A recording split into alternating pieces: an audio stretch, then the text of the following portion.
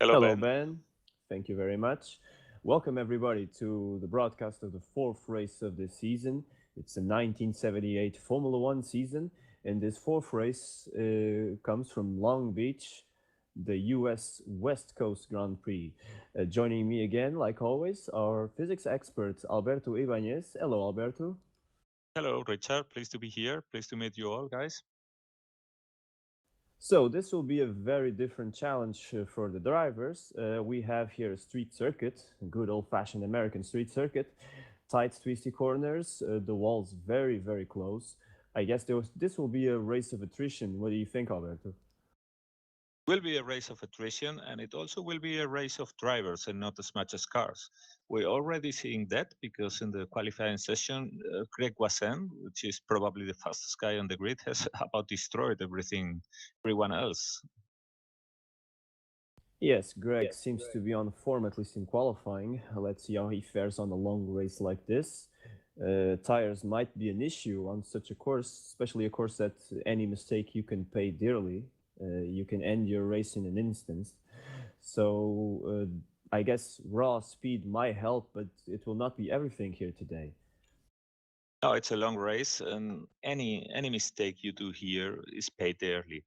Those walls are unforgiving, and even if this is actually a wetter track than Monaco, for example, this in the end is again a street track. So any error here would mean directly a retirement, a non-finish, or at least such a long stop for repairs in the pits that you won't have much chances to do anything good anymore.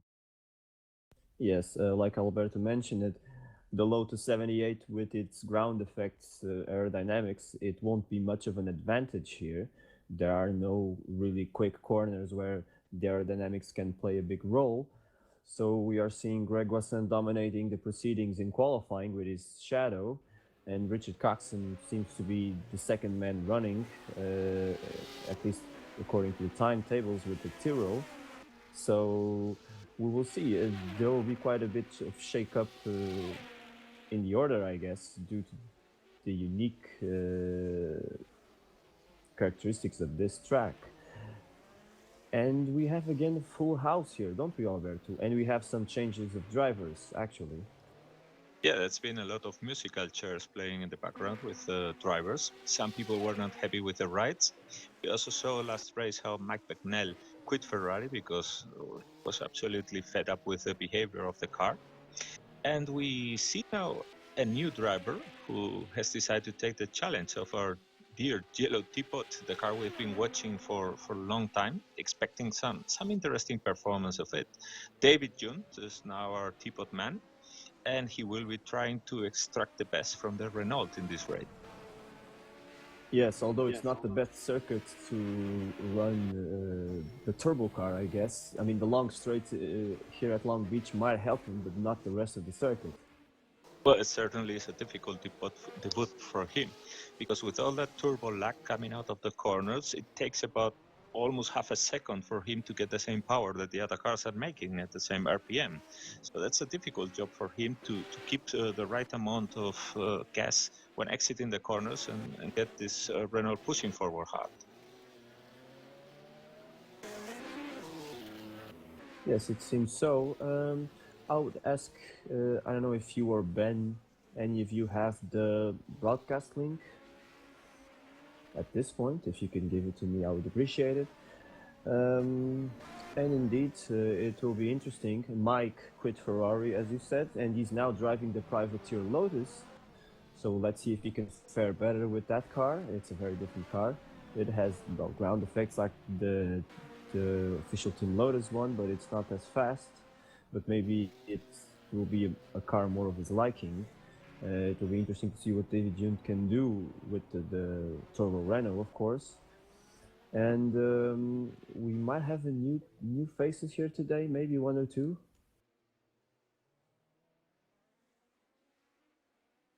We have Martin Lacina driving the Hesketh again, and we have other drivers who have switched. François Remen has upgraded, let's say, from the Renault to the Ferrari, and is now 19th grid at the moment. We have also David Sabre, who has jumped at the occasion to drive the vacant Shadow DN9, and is also right behind Francois Remen. Jason White has improved his performance on the Brabham. The BT46-3 is now 18th in the grid, right behind Mike McNeil. So, yeah, shaping up to be a very interesting race.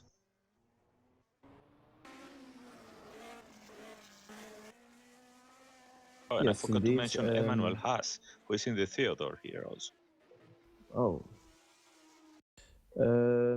We have the inside information coming from Jonathan that the race might be run the I-25 second range. That's a long way from our qualifying laps, of course, but that is to be expected. And in the meantime, qualifying is over. We will run the grid for you later, but for now, maybe we can call Jason or maybe Jonathan to have an interview, Alberto. Yeah, that would be great. I will be calling Jason in a moment. User left your channel. So, okay, we will have Jason White here in a second, our Brabham driver and usual commentator in the DRM championship here in HSO, commenting with us and, responding to an interview to us in the meantime. I want to remind everybody at home that in HSO we run cars that have historical physics, which means that the slow cars in reality are the slow cars in game. And we already have here Jason White here with us. Hello, Jason. Richard, Alberto, how are you doing? We're doing fine, Jason. And how are you? How do you feel about today in this tight pisty track? Well, I'm in a situation right now where I'm starting in the middle of the grid near Mike Becknell, and we've been talking in the garage area. It's not the best place to be because it's very easy for someone to hit you up the back end if they miss their braking zone. So he and I are just like hoping that that does not happen and we can survive the first couple of laps. As you guys have been saying in the broadcast, I've been listening in, it is true. This is going to be a driver's race rather than a race of equipment, and you can see that in Guassin being at the very top. It's his racecraft that's bringing him to the top. So, you know, it's not necessarily raw power or car handling that's going to make the difference. Hopefully, we can survive. Raul and myself can survive the early laps, and if we keep our noses clean and don't do anything stupid, maybe we'll be around for the end. Oh, that's good to hear. How do you think that the heavy weight of that V12 that is lurking on the rear of your car will affect the tire degradation? I'm sure that the tires are going to be shot by the end.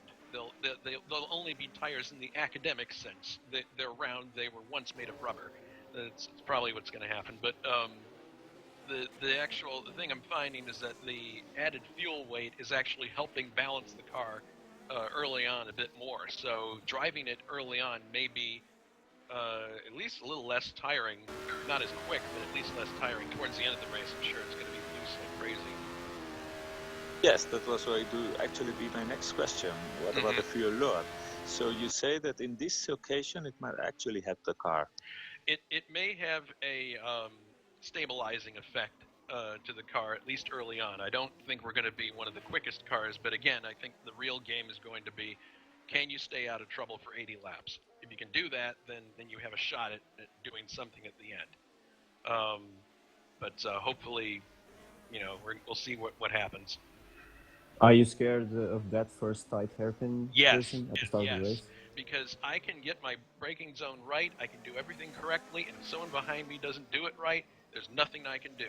I can't stop them from running into the back of me. So that's the part that really annoys me is that, or you know, I'm worried that I'm going to be coming in. I'm going to have to come into the pits after lap one, or after one half a lap, since the pits are in the back on Ocean Boulevard. I'll have to come in immediately and replace the wing, at least. You know, if you lose a wheel here, you're done. So. Well, let's hope none of that happens. Yeah, if I were you guys, I would have a static camera on turn one to see the action, because I'm sure there's going to be at least 2 or 3 people flying or with wheels coming off. Well, that would be unfortunate. This is a long race. You Yeah. won't win it on the first corner, especially a tight one like this. Yes. But I'm sure we can expect maybe a bit of mayhem. We have a very full grid here today. Yeah, it's as we extremely know. full. Yeah. So people will have to be careful. So I guess you will try to finish another race, at least. Essentially, that cooling unit I mentioned before is still in the drawing board. It'll hopefully be introduced in a few races, but for now we're stuck with just conventional layout. But it's on the way. That's good to hear. So I will let you get back, prepare yourself for the race. So yes, good thanks. luck, Jason. And, yeah. You guys have No, fun in the Jason. broadcast booth, and good luck identifying people because of all the musical chairs. Oh, thank you. Yeah, good luck. Good luck Jason, to to you in the race. Jason was talking to us and explaining us the difficulty in the first corner, and we are watching now, seeing in the screen a map of the track, so that our spectators can realize it. There are two very tight corners, and one of them is at the end of the long straight. That's going to be the hot point of the race. Those are very difficult corners to get through in such complicated cars, and especially also to get the correct acceleration out of them. That is a key. It's the one before the straight line, because your speed in the straight line will depend a lot of the ability you have to accelerate out of it. But the braking at the end, that's a point that, well, we will see in the race. It will get lots of action. By the way, Alberto, you are looking to our transmission there on some corner of your screen? Because I don't seem to have video feed on mine, but I guess the problem is on my end, on the server's end. We're looking now at the track map. The pen is displayed. Okay, good. Well, yes. I predict that the elevation changes might also be a problem for some people, especially as the tires will be worn. They can catch a car without a warning there. So people will have to be very careful on this track. I don't think we'll have the rates of finish that we have been, which frankly have been very good. But we will see. That's right. It's a pure attrition race, and we will see many DNF, unfortunately. And well, like we said, we expect the early race pace to be around 5 seconds slower than the qualifying pace. Cars will be heavy with fuel, and it pays a toll, especially in such a short twisty track like this one. Although I have to say that looking at the qualifying and at the warm-up, as we are, the drivers seem to be coping well with the street circuit. I haven't seen many crashes, and people, of course, were taking it to the max and to the limit during qualifying. But still, it seems people might have adjusted well. The fact that Long Beach has so many corners which are very slow might help a few drivers to maybe get around the circuit in a better shape. Yeah, that's true. And this is a very peculiar track because it has that very fast section that has a kink on the main straight. But then again, all the part behind is, as you say, a succession of very tight corners. And in those situations, well, people can have it under control when they are lapping alone, but it remains to be seen how much they are able to watch the corners, to see the corners coming, and to brake and do everything correctly during a whole race, because racing is, well, a very different world than training. Exactly, it's a different mindset, a different approach that the drivers must have during the race. I think most of them might be expecting a lot of DNFs today, so I think many of them will play conservatively at the beginning, and they should, because that's the kind of attitude that keeps all of them out of trouble and actually makes them finish the race. Yeah, that's right. And we have today so many great stories to look at. There are things that we will be watching, how they evolved during the race. Greg Wasson, who is finally able to show all his quality because the car is not as fundamental here. We also have people like Richard Coxon, who has had unfortunate DNF in previous races and must now speed up and get points for the championship. We have the story of our friend Jason, Raul, who are racing the Brabhams. And we also must see what happens with David Jones in that turbo-lag Renault, as well as François Remen, who is now in the Ferrari. Yes, Francois is now the new Ferrari driver, and we will see if he fares better with the Ferrari power instead of the old Renault that he was driving. I want to tell our viewers that if there will be some disconnect in the beginning of the race because we had some problems in previous races with that, we will restart the warm-up with 2 minutes to go or something like that, so that the people can rejoin and have a chance to start the race. We will try at least once or twice to get everybody on the grid. A very vast grid here today. We have around 30 cars on track. 30 cars is a very nice grid here, but also very dangerous grid in such a short track. But it's nice to see that people are still driving around and have an interest in historic racing, and in our championship here in particular, Alberto. Yeah, this is by far one of the most successful championships that has been run here in the later years. And it proves that people are still deeply in love with these very powerful, light and dangerous 70s cars. Yes, of course, we have it. It's a charismatic year with charismatic cars, and it helps. And who didn't dream of driving a JPS Lotus, right? Yeah, that's one of the iconic cars in history. And speaking of powerful cars of the 70s, I will also be taking this opportunity to announce that we will be soon opening our forum for the next championship that will be on the line. And that's the USAC Championship of 1973. We had already 2 great open races with this mode last year.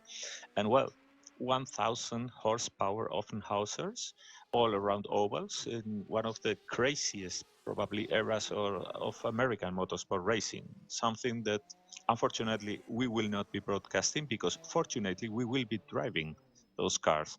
But a championship that I invite everybody to join with an icon event that will be the Indianapolis 500 in May.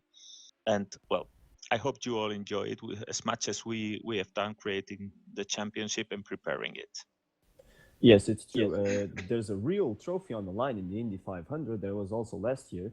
It was a mod totally done in-house. Alberto did the physics, I did the sounds, other people did the graphics. So, when he says we won't be broadcasting, he means that me and him, we will be driving, but there will be, I believe, there will be broadcasts too of that championship. So, despite missing our voices, you won't miss the action. So it's back to 78 now because we're lining up for the race. Indeed, we will be. Can we run, please, through the grid?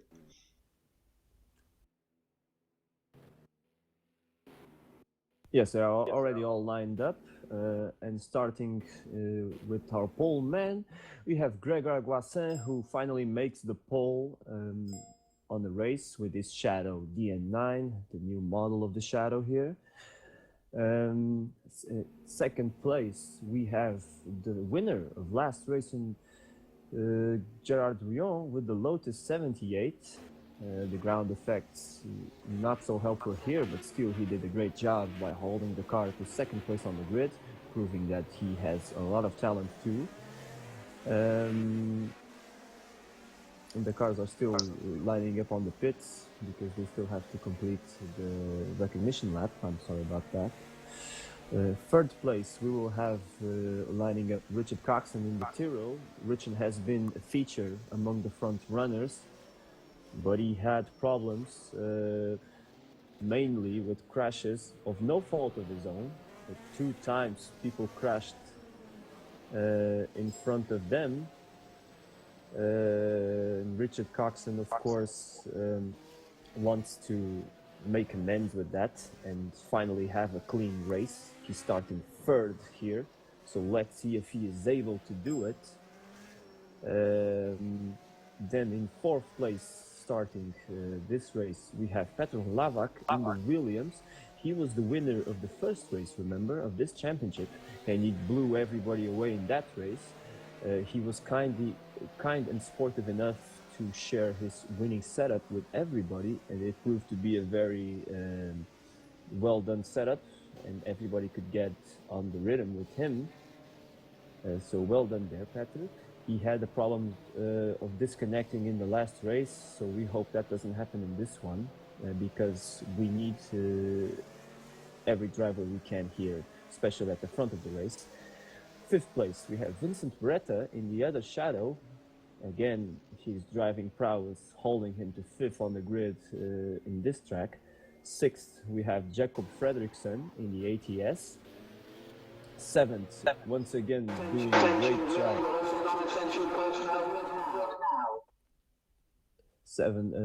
Meantime, the race was restarted due to technical problems. Seventh, starting this race, will be Nick Chapman in the Arrows. Once again, doing a great job with that car. 8, David Jack in the other Tyrrell. 9, Philippe Martinelli with the other Arrows. 10th is Didier Conjud with the other Lotus 78. 11th, we will have Yves Placé in the Ensign. 12th, the best qualifying result of the Renault so far, David Junt making the best use of that car. So let's see how he fares in the race. 13th, we have Ray Ridal in the Cooper Sucker. He's been very consistent among the front runners lately. 14th, we have the first of the Brabhams, Raul Jareb. 15th, we have Michael Janak with the Circus. 16th, Dana Schurer. She is driving the Ligier. 17th, we have Mike Beckman in the Privateer Lotus. 18th, we have Jason White in the other Brabham. 19th, after jumping from the Renault now in the Ferrari, we have Francois Remen. 20th, David Saber. He was the man who modeled these cars. They are very beautiful, as you can see. 21st is Emil Gerschacht in the Merzario. 22nd, we have Jan Kowalski in the other ATS. 23rd is Jonathan Nasserklint in the old McLaren M23. 24th is Simon Watman in the newer model McLaren M26. 25th is Roman Coranda in the other Surtees. 26th is Mark Fortin in the other Ferrari. 27th, we have Pascal Lepif with the McLaren M26. 28th, we have Emmanuel Haas in the Theodore. 29th, we have Martin Lassina in the Ascot. And 30th and last, we have Jan Pitts in the Wolf. I think Jan had a few problems adjusting to the track in qualifying, so hence his low start here today. But he's a fast driver, and he was among the top 10 in the last race. So let's see if he can climb up the order. Yes, it's indeed a very weird situation because Jan is known to be a fast driver and the Wolf is quite a good car. But one must also say that it's one of the ground effect cars, so it probably is seeing its performance hurt here a bit. Because as you said rightfully at the beginning, the problem with these ground effect cars is that their wings were made to be actually less efficient, with less downforce, because they rely so much on the ground, on the underbody, and that makes it in these slow tracks suffer a lot more. Indeed, the drivers are now lining up on the grid once again to start this race. Everybody so let's watch good out, because Stadford's Harpin is going to be very hot. Exactly. Our administrators are paying attention to any disconnects, but none so far. And we are moments away from starting this race. Tense moments for everybody.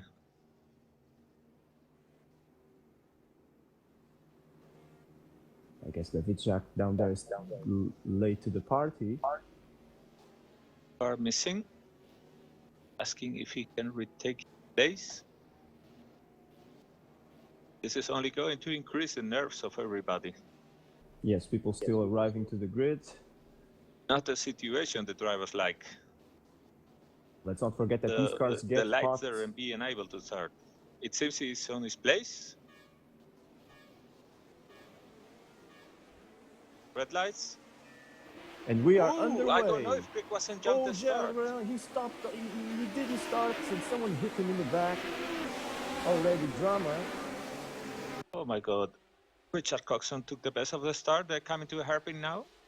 Once again, but we have many cars crashed. Haljerev is already out of the race. Oh my God. Big drama there in the start. There's come through the hairpin. We have 4 cars, 5 cars. And our admins decided to restart the race due to all the complications. It's unfortunate. It's the first restart we have, but I think it was because I believe Gerard didn't see the lights, and it caused a massive pileup. But we will rectify that in this restart. We hope this will be the last restart of the day. We don't like to do this, but sometimes technical issues force us to.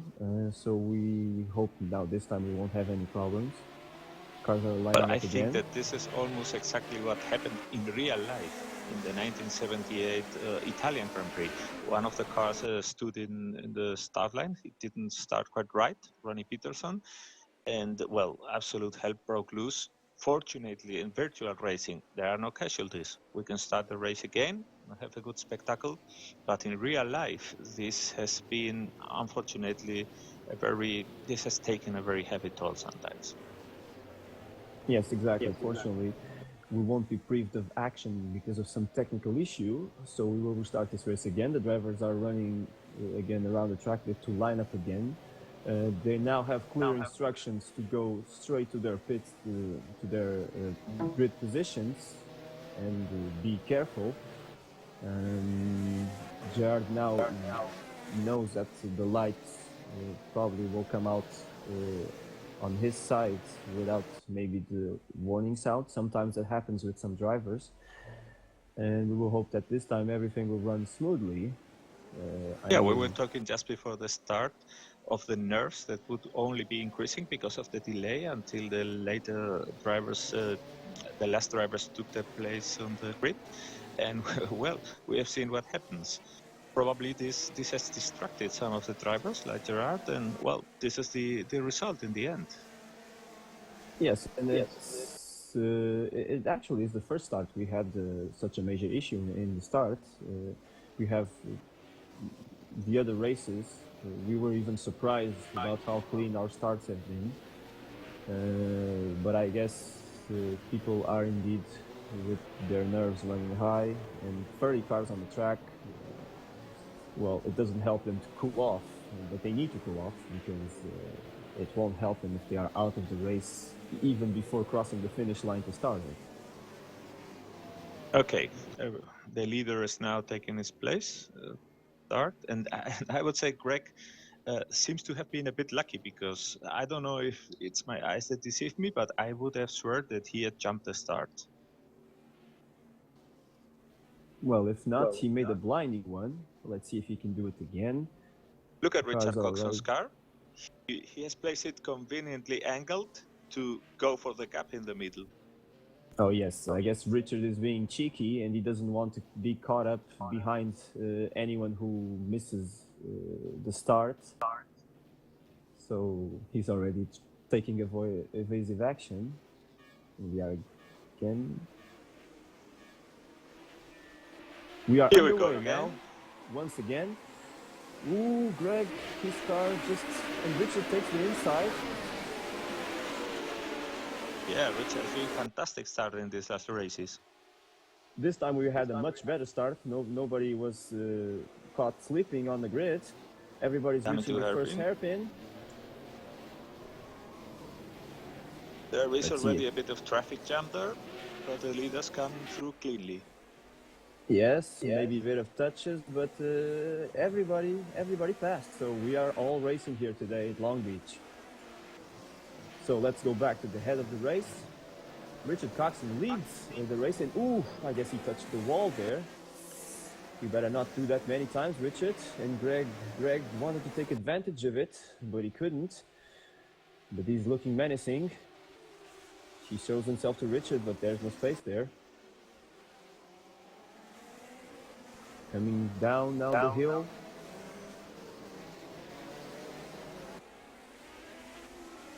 This is a very difficult phase of the race until the tires are very warm and they allow clearly going all for it. Greg is already trying to go past Richard any way he can. I suppose that he knows he has better rhythm and that he does not want to be held by Richard. Yes, but Richard, he's probably traumatized of last races of people spinning in front of him. So I guess he wants to lead as much as possible so that he makes sure nobody spins in front of him and he ruins his car. That's very true.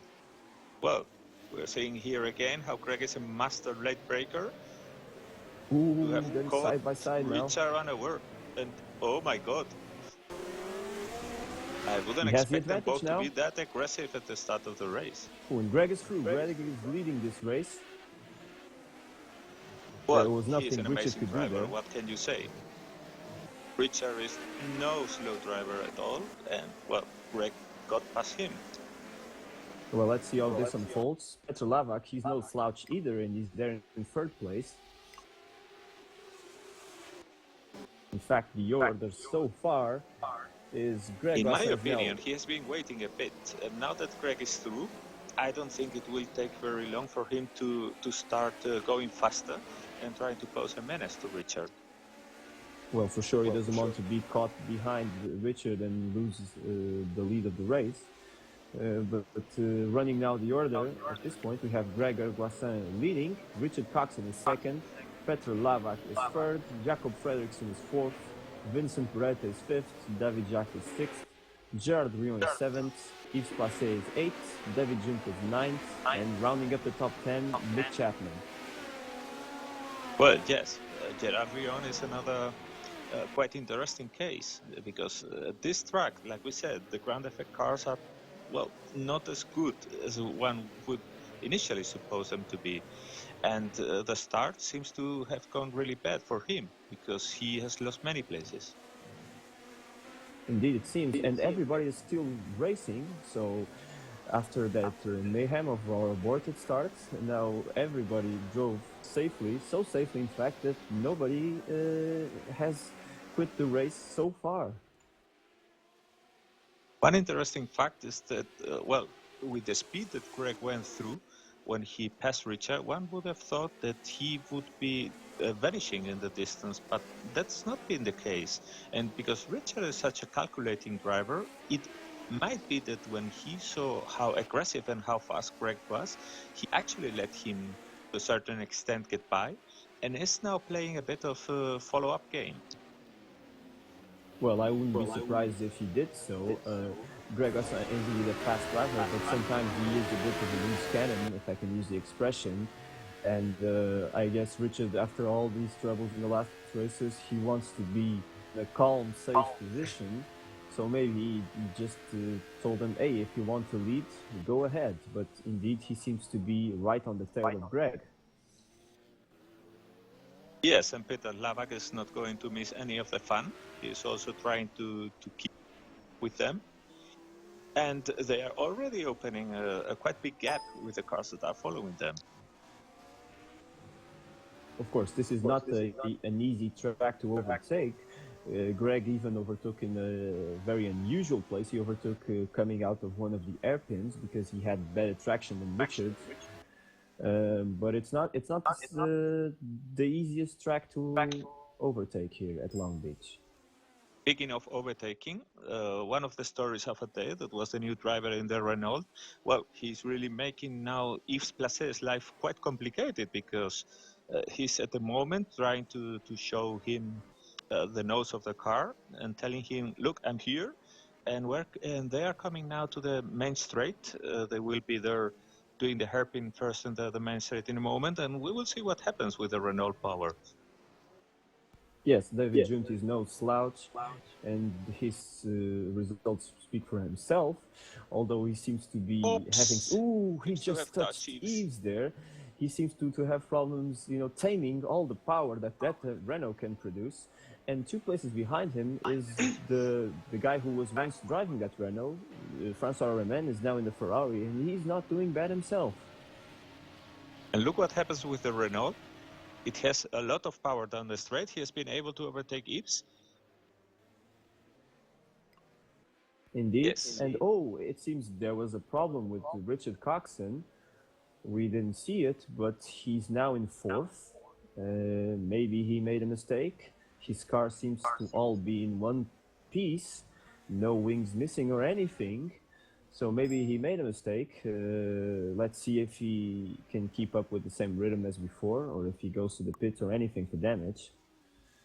But something happened with him for sure. And now Petr Lavak is second, and Jakob Fredriksson is third. Jakob Fredriksson doing an amazing job with the slowpoke ATS. He's in the podium position with that car now. Yes, he is. But again, this is the same as with Greg Wassin. The biggest quality drivers are now showing at this track what they are capable of doing. And they are also proving that it's the car, the main limitation of their performance in the previous races. Richard passes through the pits. I guess he doesn't have any damage, or if he has damage, he warrants that it's not serious enough that he would make a pit stop, and he might be attacking Jacob soon. So Francois Remen seems to be also going through. He has overtaken Yves Placet. So once again, and even on a tight, twisty track like this, we are not short of No, action. Yves is fighting back. Oh, very good there. But I guess Francois has the place. And now it's Mick Chapman's time to attack Yves Placet. Mick, he made a very poor start, and now he's trying to get those places back. And I must say that I'm quite delighted that so far we haven't seen any car slam the wall, as one would maybe have expected because of the difficulty of the track. Indeed, and let's go back to Jacob Fredriksson and Richard Coxon, because Richard is really attack Jacob. Jacob is sliding his car all over the place to keep his podium position. I don't think he will keep it for long. Well, Jacob is a very intelligent driver. We already noted in previous races how he is ready to give his position to a faster driver as long as he feels it, he can follow him. So we will wait and see. He will study what Richard is capable of doing. At the moment, as you see, he's moving right. Oh, Like Richard telling sold him a dummy. Richard sold him a dummy, and he's going on the inside, and he's through. Very nice move there from Richard. Like I said, I believe that Jacob didn't make it especially complicated for Richard. Probably is willing more to follow him. Jacob is a calculating driver. In my opinion, he's the guy who will wait till the end of the race and conserve his tires, and then try to make them stick to price move.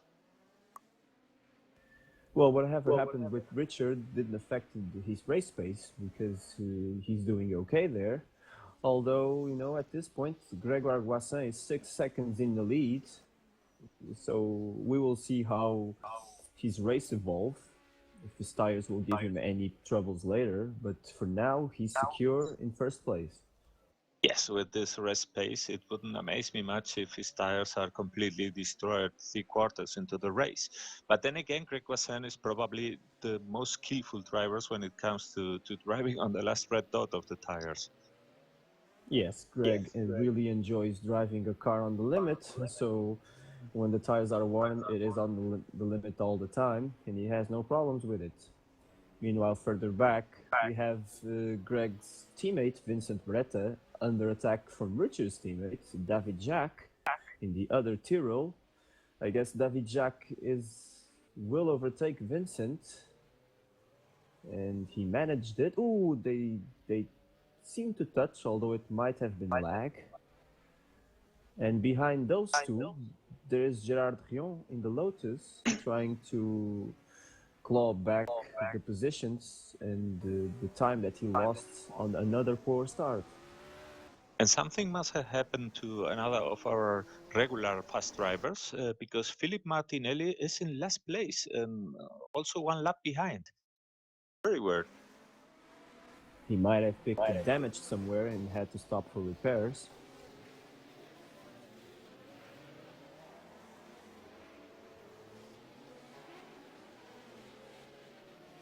Greg Wasson is already 7.5 seconds in front in the lead. And, well, can we run maybe the top 10? Yes, typical Greg Wasson fashion. He will try to run as fast as he can all the time. So Greg Wasson is now in first place. In second is Petr Lavak in the Williams. And Petr was very good at the first race conserving his tires. So let's see what he can do in this race. Third is again Richard Coxon. Fourth is Jakob Fredriksson. Fifth is David Jack in the other Tyrrell. Sixth is Vincent Beretta. Seventh is Gerard Rion in the Lotus 78. Eighth is David Junt in the Renault. That's a very good performance there. Ninth is François Remen in the Ferrari. And 10th, Yves Passet in the inside. And the guy who would be coming next, the 11th, is a guy we are not used to see that far back.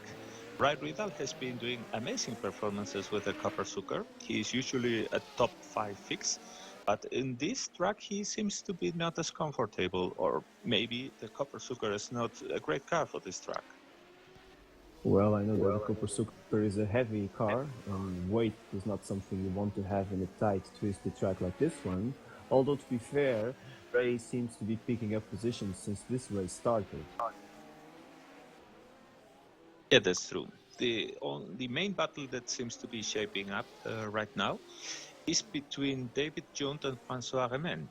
François with the Ferrari is following David in the Renault, and I would be very surprised if François can get much closer, because with that lag in the Renault, well, in those small corners, the big torque from the Ferrari is really helping François. Yes, indeed, and the irony is that the Renault was François' old car until this race. Yeah, that's the irony, because he is now trying to make its life much more complicated. François just almost hit in the rear David Junt. He got very close in the hairpin and is trying to make him probably nervous. Yes, David there had to take defensive action. He was wary maybe of the braking of that Ferrari being so efficient that it would overtake him in that corner. But François, he seems to be menacing at this point. They are passing out the pits, and I saw Martin Lacina in the pits. Really? Some reason? Oh, it's a retirement, broken suspension. So I guess that wall that we mentioned earlier is already claimed his first victim. Yep, so it seems.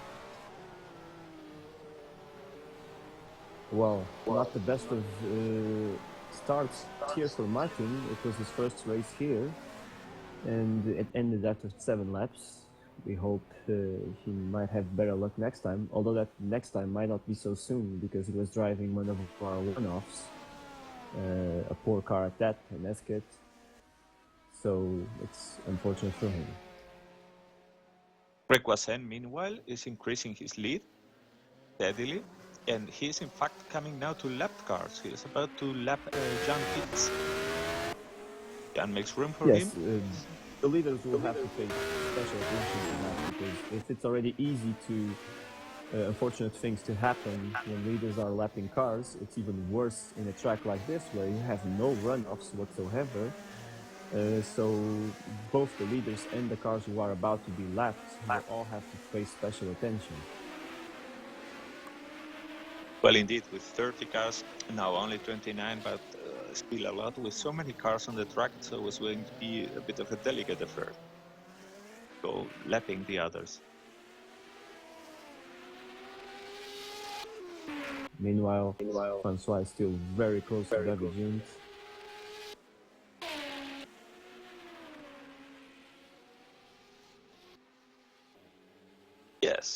They're both really doing the best they can. With both in a new ride, probably they are trying to show the quality, the limitations they had in the previous cars. Meanwhile, Raul Shareb is maybe in his best performance of the season so far. He's already 13 with the Brabham. So can I interrupt you, because Francois Remen seems to have passed David Junt. Oh, indeed he did. And as predicted, it all happened because the Renault was too slow coming out of the corner. The Ferrari got the best of it. Probably Francois has been studying that. He was actually waiting for that because he knew about the Renault turbo lag, and he has been able to go through. Well, we will see if Francois is able to pull away from David at this point, but he's doing a very good job with the Ferrari, we must say. Yeah, Francois is known to be also a very quick driver, but he certainly wasn't comfortable at all with the peculiarities of the Renault. Another duel that we have now is Vincent Beretta versus Gerard Lyon. Gerard is now all over Vincent with his much grippier, let's say, Lotus 78, and he's trying to overtake him, well, anywhere basically at this point. Let's see if he can do something at the end of the straight. Yes, Vincent got a better part at the hairpin. Now Gerard is following him. I believe the Cosworth, the official Cosworth in the Lotus is a bit more powerful than Vincent's car. But then again, as we talked, this Lotus seems to be struggling a lot with those small wings when it comes to low-speed grip. Oh, and Gerard has hit Gerard the corner just made with a the rear mistake tire. there. Well, let's hope he doesn't have any damage, but that didn't do him any favors there. He lost a lot of ground, and we will see if he damaged his car or not. Well, he certainly is not comfortable at this track. This is by now quite evident.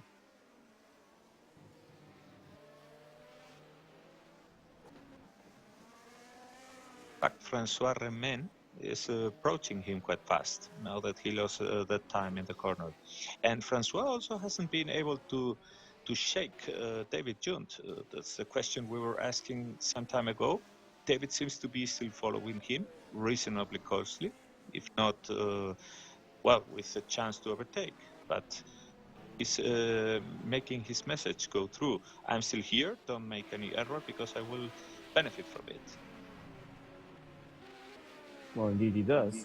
Another guy who is also on the track making up positions, he's now 13th, passing Hal Jared, is Mike Becknell in the privateer Lotus. I guess it's not the easiest car to get around here because the privateer Lotus is not so good as the official car, and this isn't the best track for that car anyways. No, but Mike is right now in a quite comfortable position. He has room in front and behind of him, and that, well, I spoke too soon because I'm right now watching Paul Jereb, who is not that distant from him. But as I was saying, he has a bit of room in front of him, and as long as he is not in a need to defend his position, he will probably be able to really have a decent pace. Yes, and behind Raoul we have the other official Lotus 78, Didier Conjeux. So Mike is not doing a bad job indeed. He's in front of one of the Works cars at this point.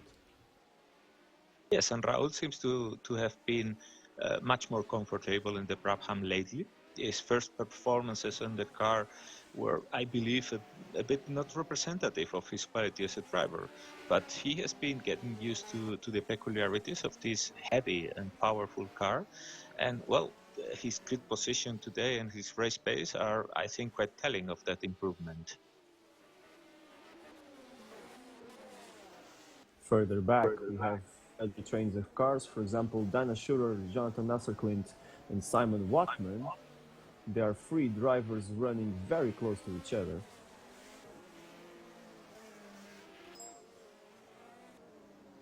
Yes, there seem to be the knives out between them. Yes, Dana leading this group, but she is under heavy attack from Jonathan, driving the old McLaren, and from Simon, who's driving the newer model. I guess Dana Oops, she's under attack now. Jonathan is trying to pass, and he's through. He's through on the airpin.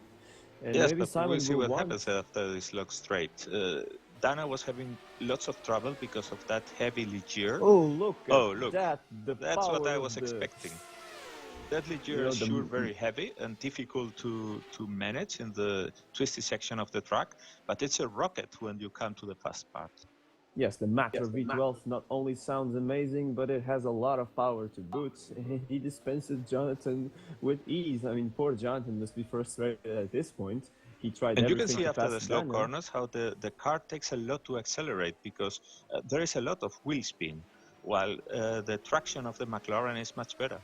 Jonathan knows it, and he's willing to go past Dana in these first corners, because otherwise, if Dana is still too close behind him at the fast section, well, as we have seen, Jonathan won't last very much in front.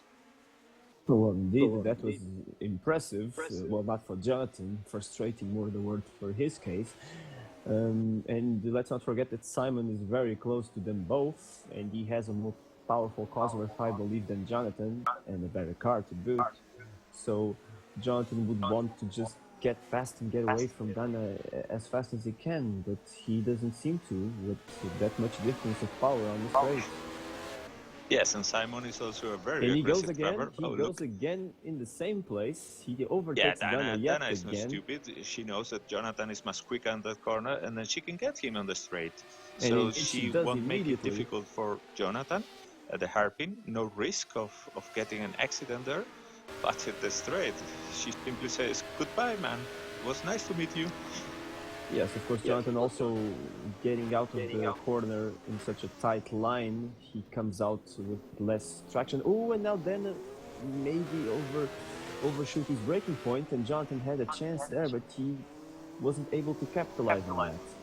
Yeah, he probably saw that Dana was getting sideways because of the heavy braking at the end, and he got too nervous, too anxious to take that opportunity, because, like I said, the key for him would be to overtake Dana just there, in the earliest part of the twisted section. Let's remind our viewers that this fight is 17th, 18th, and 19th places, so it's really down the order, but it's a nice fight nonetheless, and we are here to report all the action. And we are, once again, not short of action. And oh, Jonathan, it looked like he was trying to overtake there, but maybe lag fools us. And he's still behind Dana. Let's see if he can try again on the last hairpin before the front straight. Oops. I guess he made a mistake because he's too far back now. Oh, and that's a spin, Raul Jereb. Oh, Raul Jereb Getting made through a mistake. safely, thanks God. If this had been the hairpin at Monaco, it would have been a very different story. Yes, Raul maybe made a mistake on his own. He was there facing the wall, but I guess he can get away with it. Well, let's hope he doesn't have much damage. And indeed, Dana now pulls a lot away from Jonathan on the straight, but we know that Jonathan will close right up again in the twisty part of the corner, of the track. But Jonathan himself is having to deal with Simon Watman, who is not exactly the most comfortable driver to have behind. Simon is one of those guys that speaks very few, but it's a guy that is all sympathy, all smiles, and one of the most sportive guys, in that he always wants cars that are two dogs, and he's always willing to have a lot of fun. It's amazing for a guy that talks that little in the forum always, and so how his sympathy goes through, and you get the message that he's always such kind of fun person, willing to have always a nice race with you.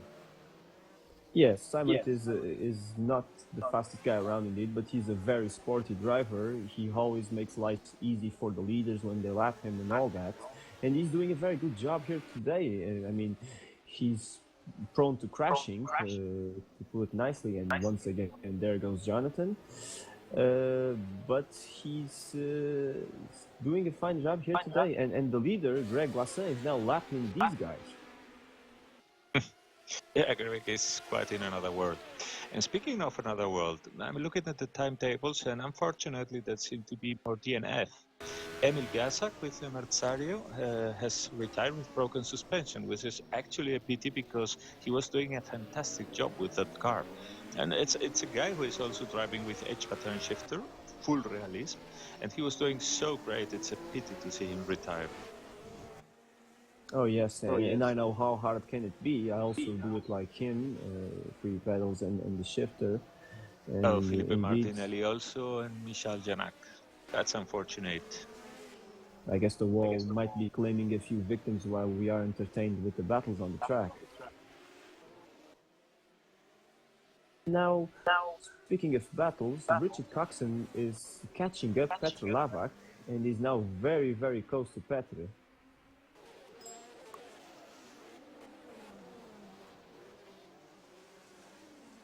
Yeah, he seems to have completely recovered from whatever happened to him.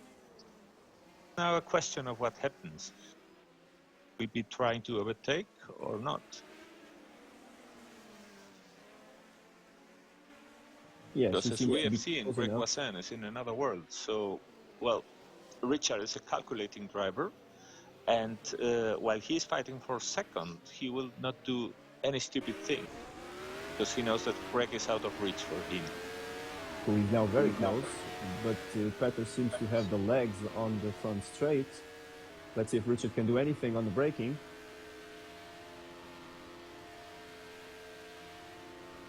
Is Petr taking defensive action, going to the inside?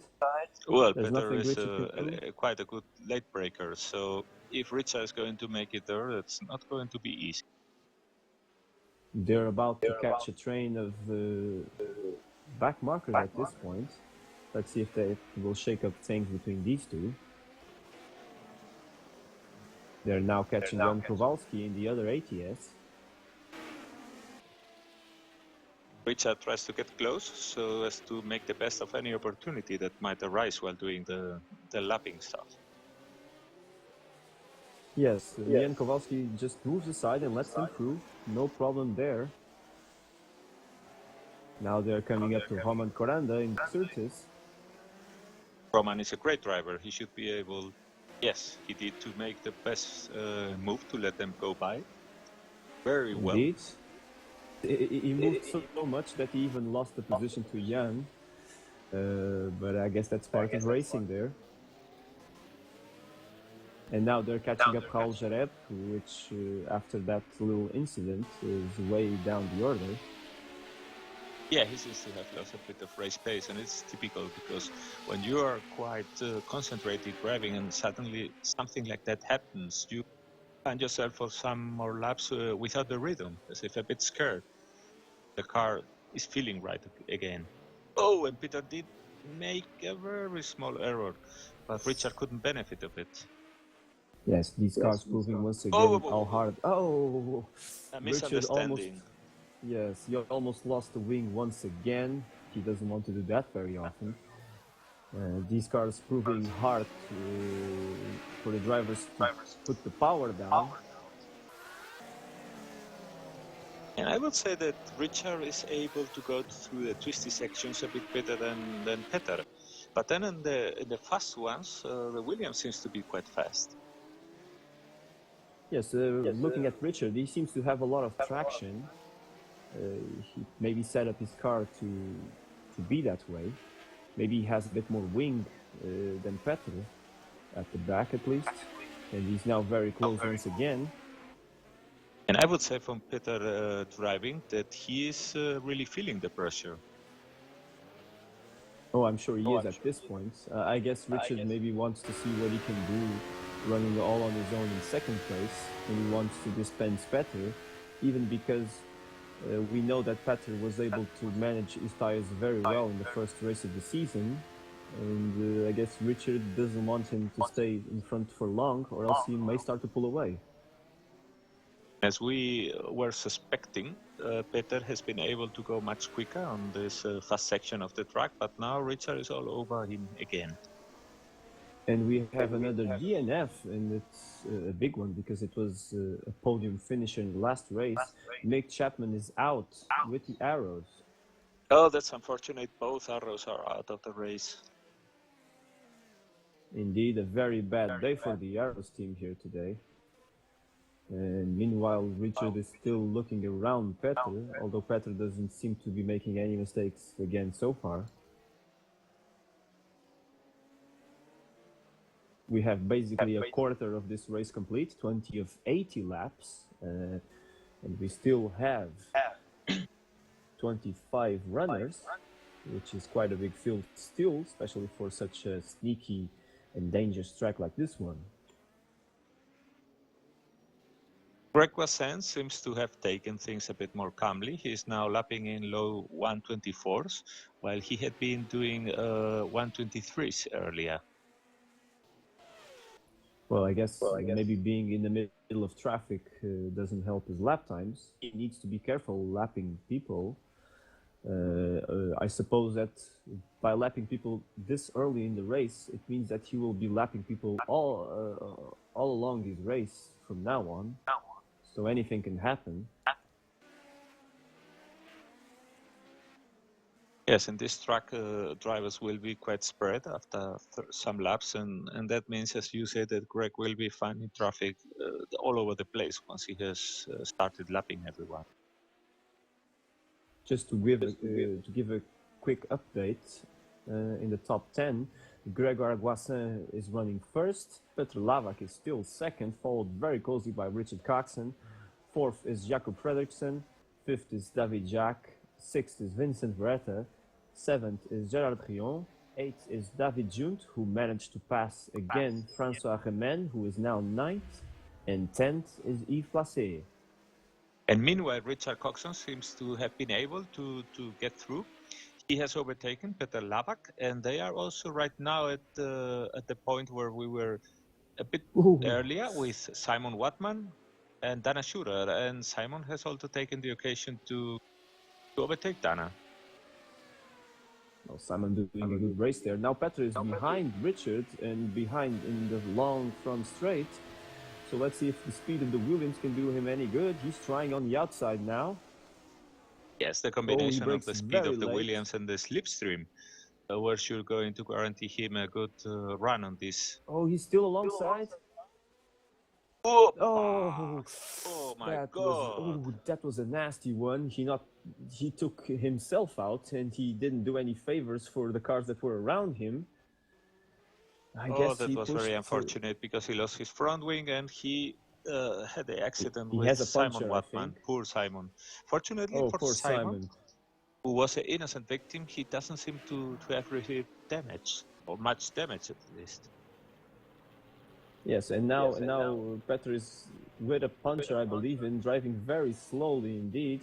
He managed to enter the pits now, fortunately, because he was being a danger to everybody else. But I guess he took his efforts to retain the position from Richard just a bit too far, don't you think, Alberto? Yeah, he must be cursing his bad luck right now, but I must say that a part of that bad luck was unfortunately of his own doing. He was certainly trying a bit too hard.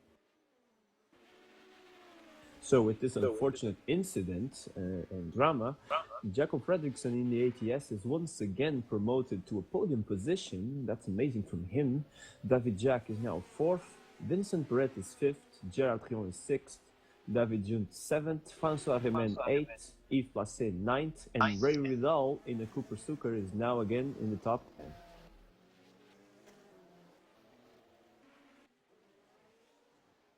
Petr Lavak is in the pits. His damage is not yet repaired. He has lost a lap.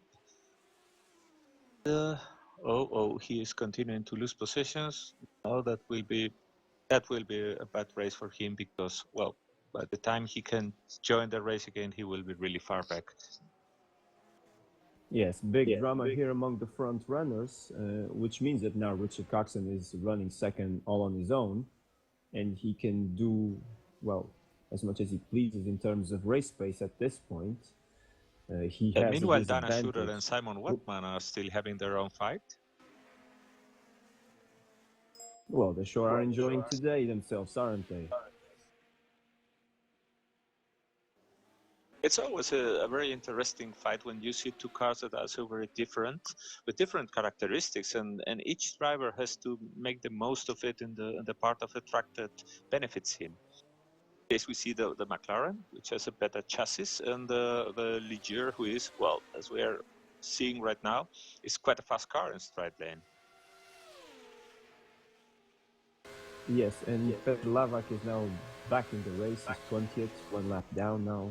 So we will see how he progresses in the rest of this race. And as you said, Dan Asher and Simon Watson, they keep fighting. Raul Sharev is not that much behind them. And behind that, we have another duel between Roman Koranda and Jan Kowalski. Oh. Jan Kowalski just made a spin trying to make the most of an error by Roman Koranda. Sometimes eagerness gets the better of the drivers here. And it's easy to with spin. the slow corners and the acceleration out of it, it's so easy to be optimistic with the gas.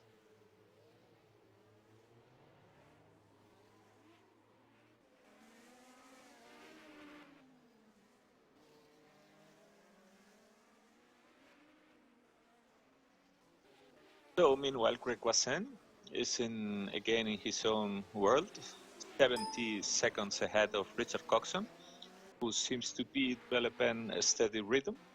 He has been lapping in 124.084 and the next lap in 124.09. So only 0.006 difference between laps. Well, that doesn't surprise us coming from Richard. We know he is a very consistent driver, and he can hit laps within a few tenths of a second for a very, very long time. And I'm sure Greg is aware of that, although with his advantage, he can breathe a little and be calm running the race from the front on his own. Yes, in Greg's position, we have commented that already in those races where either Gerard Rion or Peter Lapak were in the front, the main difficulty for them is that the race can be, to a certain extent, risky because it's boring. If you don't have anybody else to follow, you just depend on yourself. And at some point, it starts becoming easy errors because you lose concentration. Yes, I guess that and back markers will be the main concern from Greg at this point. Maybe later it will also be tire wear, but we are now passing 1/3 of this race. We have 27 laps completed. So for now, I guess the tires should be holding. And the top 10 seems to be very stable at this point.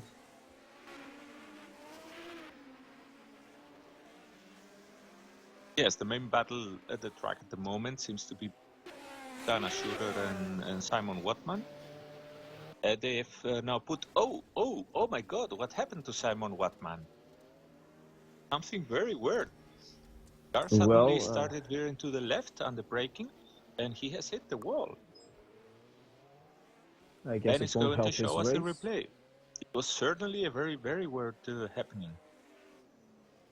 Well, either a mistake all on his own under brakes, or maybe he lagged, which we will try to see.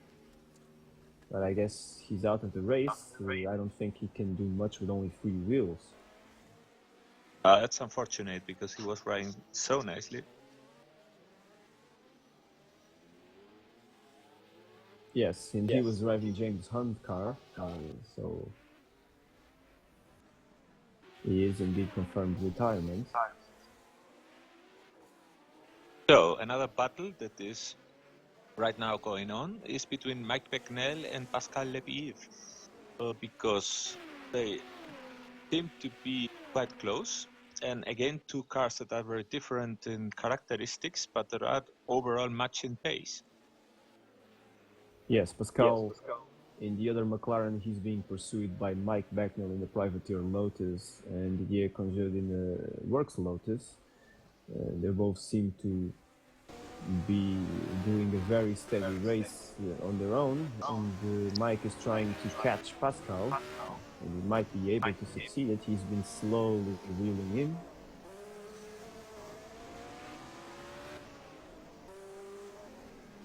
Yes, at this slower section, it seems that Mike is able to get closer. And then at the long straight, Pascal got probably better traction out of the slow corner and got some distance.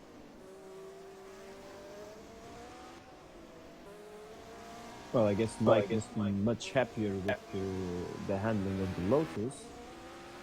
I don't think I've seen him this up for this long so far in the season. Yeah, And that's he right. might He was suffering a still... lot with the Ferrari. He was complaining that no matter what he did in the setup, and Mike is not bad at setups, he couldn't get it to handle his way. I mean, that's probably two kind of drivers. One has the knowledge and the ability with the setup to make the car work as he wants, and the other is able to drive almost anything that you throw at him. Mike, much like me, we are drivers who need the car to really work for us. We are not happy with any car. We need the car to feel as we want it. So if we are not able to adjust it with setup, we are terribly slow with it and unhappy. Yes, indeed. And of course, Mike got this drive because our usual driver for the Lotus there, he didn't show up today, so he got a lucky break, basically driving this Lotus. So we will see. Ooh, I guess Mike was a bit optimistic, and he touched the wall, and there's a wheel there in the middle of the track, and I wonder who is it. Let's see now that he's cornering. I expect that his rear suspension might be a bit bent, because the way the car is cornering now is probably not natural. Well, if I would have to bet, I would say that wheel that was there in the middle of the track is from David Sauer, because he's now being reported at the NF due to accident. So David Sauer in the shadow is out of the race. Well, that's unfortunate again. The one who is still at the track is Mark Florkin. He's driving the Ferrari.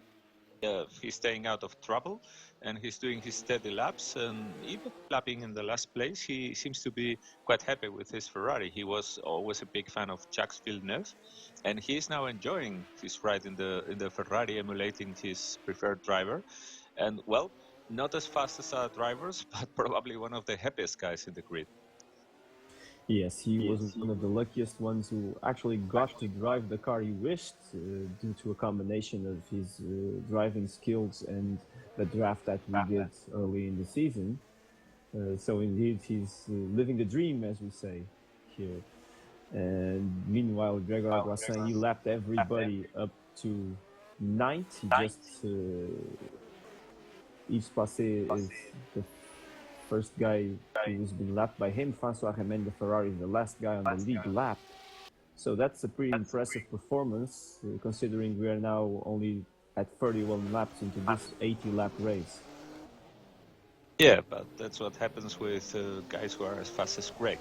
If everything is working for them because they are able to show their quality, well, then the rest of guys on the track will surely have a very hard time. Meanwhile, also reporting that both Brabhams are still in the race. Both Kal Jareb and Jason White are still lapping the round. That's something that I don't think has happened before, at least this long into a race since the first race of the season. So we will see how they pan out. We know that Jason is probably taking it steady in order to finish the race. He said himself that he wants to improve his finish radio, and he's doing a good job at that so far. Yes, our friend Jason is someone who we haven't heard a lot from in this race. He has been discreetly lapping there, and well, with all those DNF and the attrition in this race, he really is in position to maybe do some kind of good performance with the car here.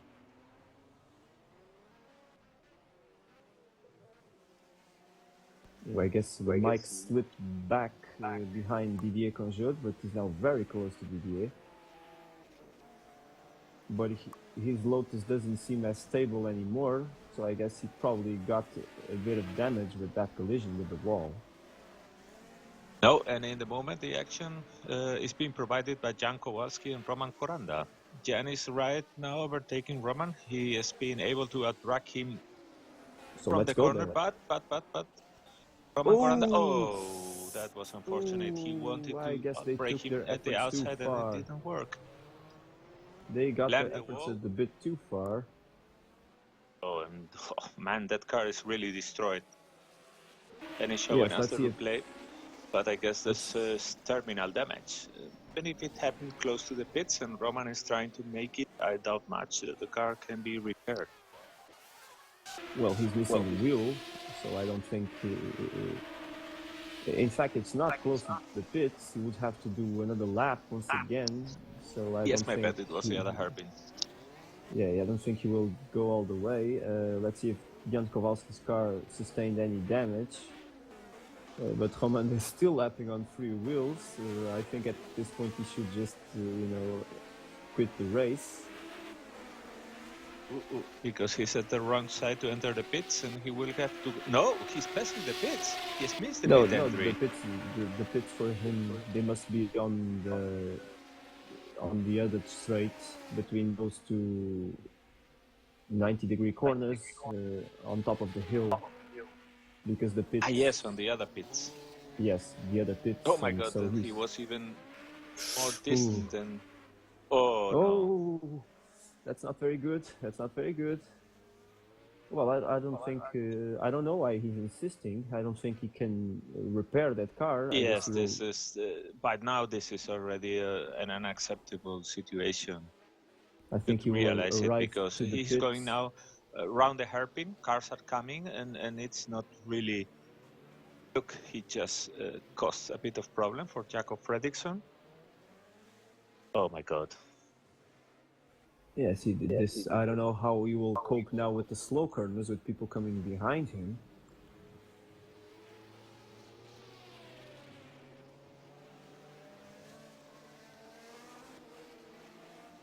The Jack just passed him. Dana Schurer and Vincent Peretta are coming. And I don't think that was a move to help them pass by. I think that he simply can't even control the car correctly. Yes, he's now approaching the pit entry for him. I will be very surprised if he doesn't retire arriving to his pit stall. Well, having done all this for a retirement in the pits is sure going to be quite annoying for him. Yes, meanwhile, Petr Lavak is again in the pits. Now, don't ask me why. Maybe there is damage that he couldn't repair. Watching Roman's car, he got a new rear wing, but there is still a wheel missing, probably something that was beyond repair.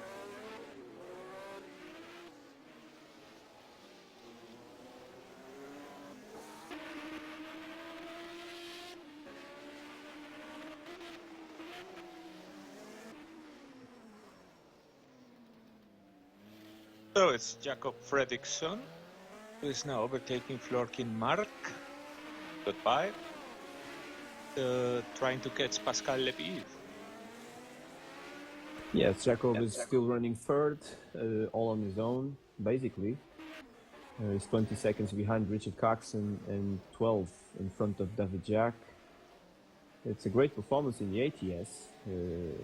I guess the street circuit like this suits him even more. And he's been able to be a consistent front runner all the weekend here. Yes, it's amazing how despite all the differences in car performance, the difference between our drivers seems to be even bigger, because this is the race where we have had the earliest lapped cars and where we are seeing the biggest gaps. Oh, and now let's go to a duel that is shaping up. In fact, they just touched a while ago. Jonathan Nasserklint is catching Mike Becknell. Jonathan doing a great job going up the order with the old McLaren. That's another car that probably in this track where downforce is not so important, he's making a good job running and even taking some places. Yes, Jonathan, we have talked with him many times before the races. He's one of those thinking drivers, and he wants always to reserve his strategy. Is always to reserve something for the end of the race. And Mike Becknell seems to be struggling a bit with the car. I still wonder if there was a bit of damage in that incident we saw from him before, because the way the car is moving out of the corners is certainly a bit exaggerated. I believe so. I believe. Look, even entering corners, the rear wants to step out behind him. I think he's running with a damaged car at this point. Yes, this car is snaking a lot. This is not natural, and it's giving Jonathan a third cleaner shot at him. Yes, I think Jonathan will be back onto the back of him. Oh, and now Mike is running really wide there on the airplane. Of course, down the straights we saw that Jonathan's car is not particularly fast. So I guess Mike will pull a bit away. But then on the braking, Mike is really, really suffering. Well, able to keep it or not in front of Jonathan, it's going to certainly be a very long race for Mike, because we're not even past half race. And, well, having to drive that thing the rest of the race in this track that is so dangerous and so complicated and requires so much focus is certainly not going to be a comfortable situation for him. Yes, it's almost ironic that he didn't like his previous car because it was kind of hard to drive. Oh my God! Oh, poor Jonathan there. I don't know if he sustained any damage with that. He still has his wing, but it was well. Let's just say it wasn't a pleasant situation for Jonathan there. Meanwhile, Roman Coranda is confirmed retirement and he left the game, basically. Jonathan is again onto the back of Mike, but we still have to see if he has any damage or not. I guess Mike will just let him through. Yes, he does. Yes, Mike, that was a completely sportive move. He realized he was just being a danger for Jonathan at that point, and he wanted to somehow compensate for that unfortunate move before. Not that it was Mike's fault. It was a bit of a racing accident, but again, poor Jonathan took the worst part of it, and I believe Mike, who is a very sporting guy, felt he was, obliged to let Jonathan go past. Yes, Mike is not the kind of driver that would, if he's not fighting for the lead or at the top, he won't be the kind of guy that he's just standing on the way of someone who is faster, so he just let Jonathan pass there. Mike is, by the way, one of the guys here who has real racing experience, because he has raced in real life, albeit I believe only with motorbikes. And one of the funniest thing of his funny quotes is that the reason he likes to race here is because he says, you won't believe it, that at least racing here is cleaner and more sportive than racing in real life. Would you believe that? Well, I don't know what series he was racing, but it must not be short of action. Yeah, he did, I think, I don't know if it was endurance or sprint motorbike racing in four-stroke motorbikes in the United States some decades ago, I think, when 20 or that. And he said that everybody cheat. It was amazing in those lesser categories of amateur racers. Yes. Well, like I was talking to Richard the other day, even we mentioned about my father's own experiences in real motor racing, and I just said that to him. I said, the lesser the category is, the more people can cheat, because basically there is less control. Yeah, that's true. And it's one of the funny quotes from American racing I got from a book by Carol Smith. He was quoted as saying about cheating. At a certain point, you know that the other is cheating. I know it because I'm cheating and he's still faster. Well, I guess there's no argument against that, right? Yeah. The typical kids accusation between chief engineers. Of course. And we know that even in Formula One back in this day, people were not short of creative ways of getting an advantage. Yes, Formula One has, in that regard, been probably the place where the people are not creative bending rules besides the courts. I believe some Formula One engineer would have been a brilliant lawyer. Wish to. I mean, they already are. They have to interpret the rule book as they see fit and go plead their case to the judge, which is the FIA. So I guess they do it every day, basically. Even this new season that will start now is not short of dramas already. Meanwhile, back into our race in the now far year from 1978, running up the top 10 again for you, Gregor Guassin leads. He has now 24 seconds of an advantage over Richard Coxon. Jacob Frederiksen is third. David Jacques is fourth. Gerard Brion is fifth. Sixth is Vincent Retta. Seventh is David Junt in the Renault. Eighth is Yves Placé with the Ensign. And nine, would you believe it, Yves Placé, Ray Vidal in the Cooper Sucre, once again slowly creeping his way to the top 10. 10th is Pascal Lefebvre with the McLaren now. Something must have happened with Francois Remen because he's dropped down quite a few places now.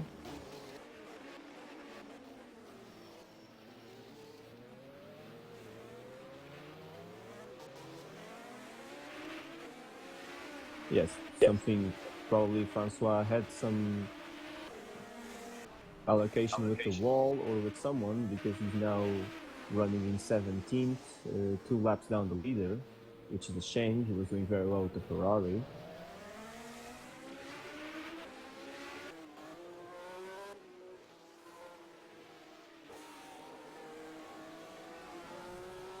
And now let's go to Pascal Lefebvre because he's really under attack from Didier Conchaud in the Lotus. And Jonathan Nasserkind is not far behind.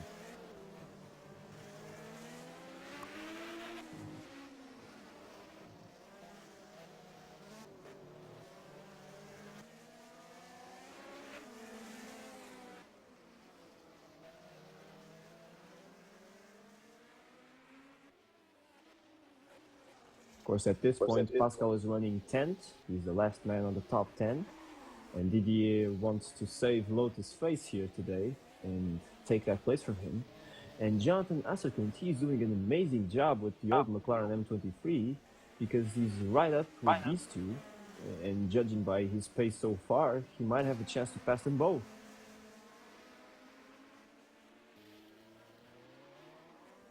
Pascal defending his position, entering the hairpin before the long back straight here. But Didier is really close. Let's see if he can do something.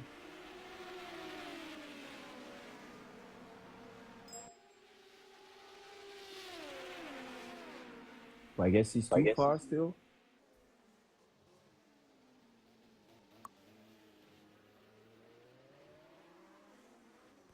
Ooh, Pascal locking his brakes there into the hairpin, but giving no chance to Didier to try anything. And Jonathan now is watching this duel, probably calculating a way of passing them both.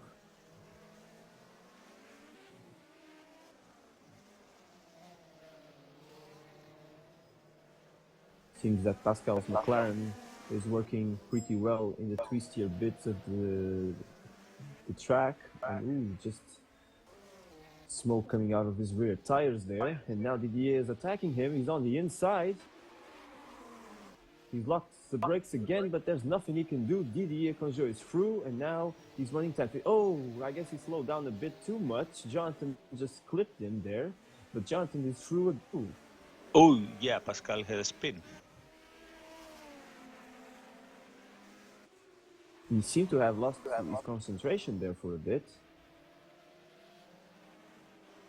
Fortunately for him, no front wing knocked or anything like that. He has now stopped at the hairpin.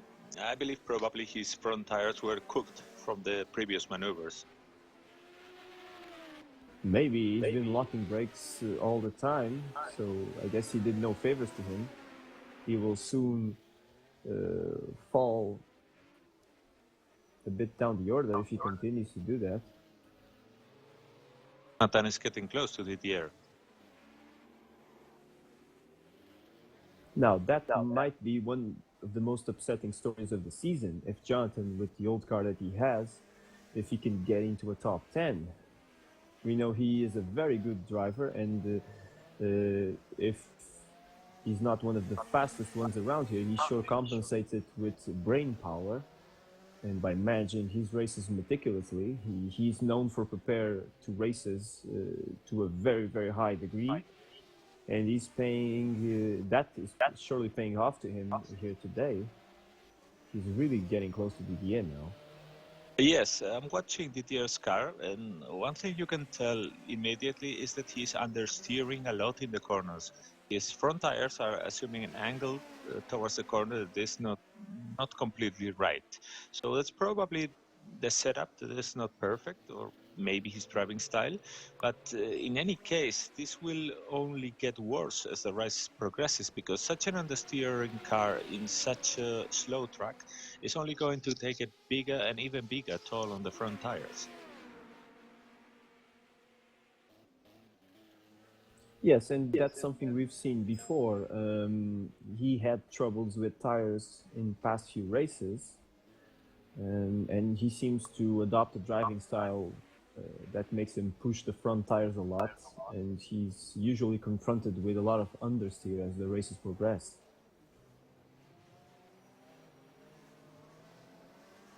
Oh, Jason White? No, he has just made room. Well, Jason is another guy who won't stand in anybody's way, and Jonathan is really attacking now. Yes, as you see, when they come to this lower section of the track, the understeer in Didier's car becomes very evident, and Jonathan is giving him a hard time at that point. Yeah, I guess it's fair to say that Jonathan will soon find a way past Didier. Well, he's certainly trying hard. You just have to watch how his car slides around. Yes, although Jonathan, he seems to be really using his head to how he points his car, because although he doesn't have the most traction in the world, he seems to be taking the lines in order to be able to pull out of these slow corners with at least some traction and to compensate for the less power that his car has. Well, in any case, if he wasn't already convinced of the need of being cautious, look, he made his thing, yes. There he goes. Indeed, under acceleration, he managed to pull alongside Didier and went through. So now Jonathan Asselkunt is 10th. He manages a top 10 now. That's an amazing performance from him. We will have, even if he wouldn't finish the race, that is an impressive drive so far. Oh my God! At least for me. Oh, and Didier made a mistake there. There's a wing. Oh no! Jonathan lost his wing. Oh, Jonathan, that's very unfortunate. Now that he had made it through. I might have jinxed him at some point here, because I was just praising him how good his race was so far, even if he didn't finish. And now, oh, that is very unfortunate. I guess he has no choice besides going to the pits. Although if it's just the wing, he will be able to continue, but he might lose a lot of time with this. Yes, it seems to me now he's been lapped by Greg Wasson. Ooh, not without a bit of risk.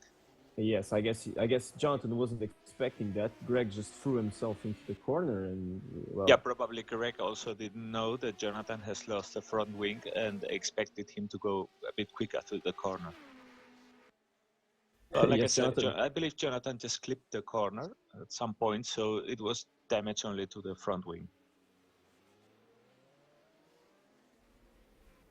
Yes, Jonathan is trying everything to get to the pits without losing much time. He's still in front of Didier despite this, and I guess he will make it there, but then he will lose quite a bit of time exchanging that front wing.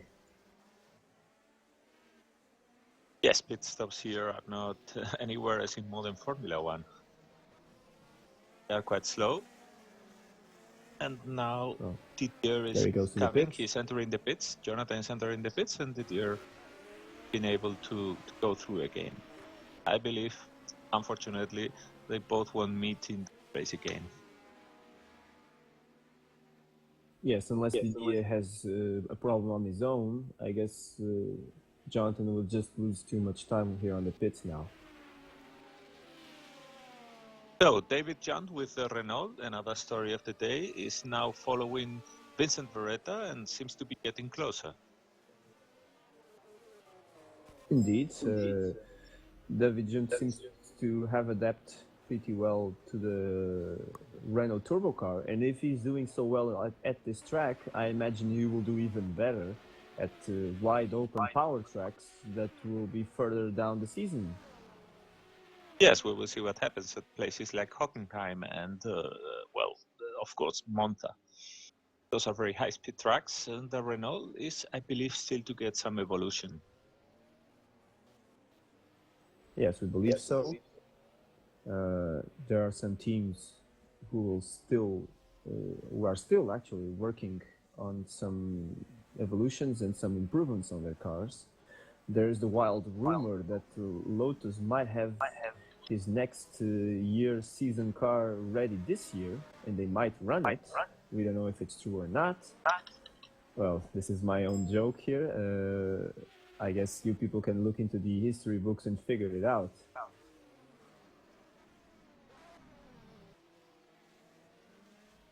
And we haven't been talking much, but Ray Ridal is now 8th.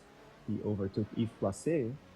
So the Suker once again creeping his way into almost the points at this point. We're riding now with David Junt in the Renault. This is a good opportunity. Now we're coming to a hairpin. Watch the RPM counter. It's going slow here. It's going now, bang! All of a sudden, from 8,000 RPMs, the needle just shuts. It's amazing. It's suddenly a big amount of power, and the car flies. But that gives him, that small lag gives him a disadvantage, because it's always 0.1, 0.2 seconds for the car is really getting up to speed. But he's catching now Vincent Beretta quite. Indeed. He seems to be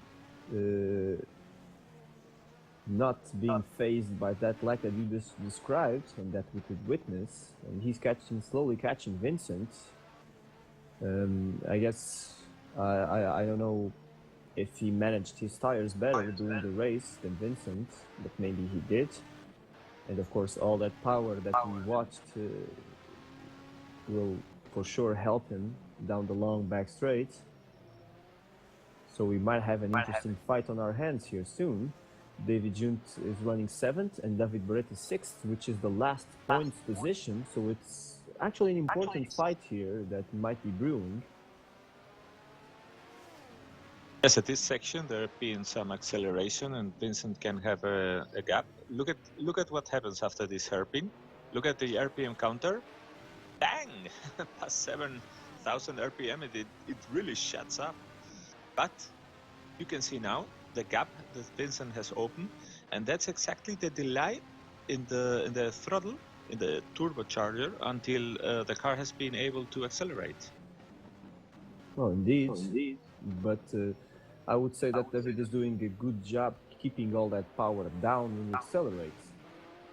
Yeah, certainly not an easy car to drive, and coming out of those slow hairpins, really, absolutely a very complicated car to manage.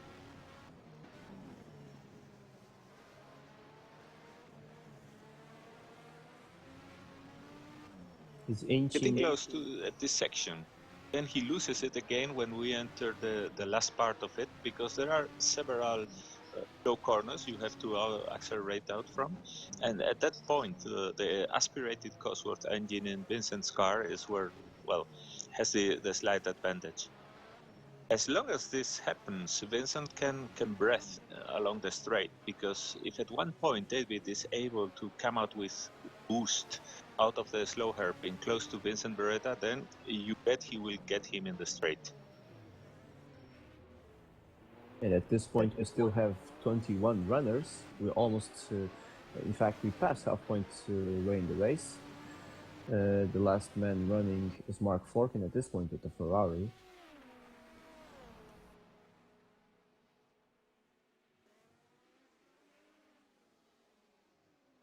No, I think it's Raul Jareb who has fallen back with the Brabham, but is still on track.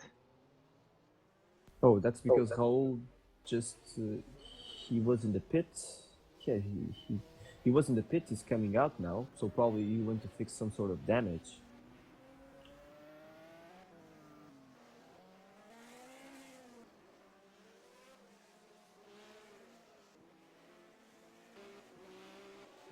Well, David is now a bit closer to Vincent.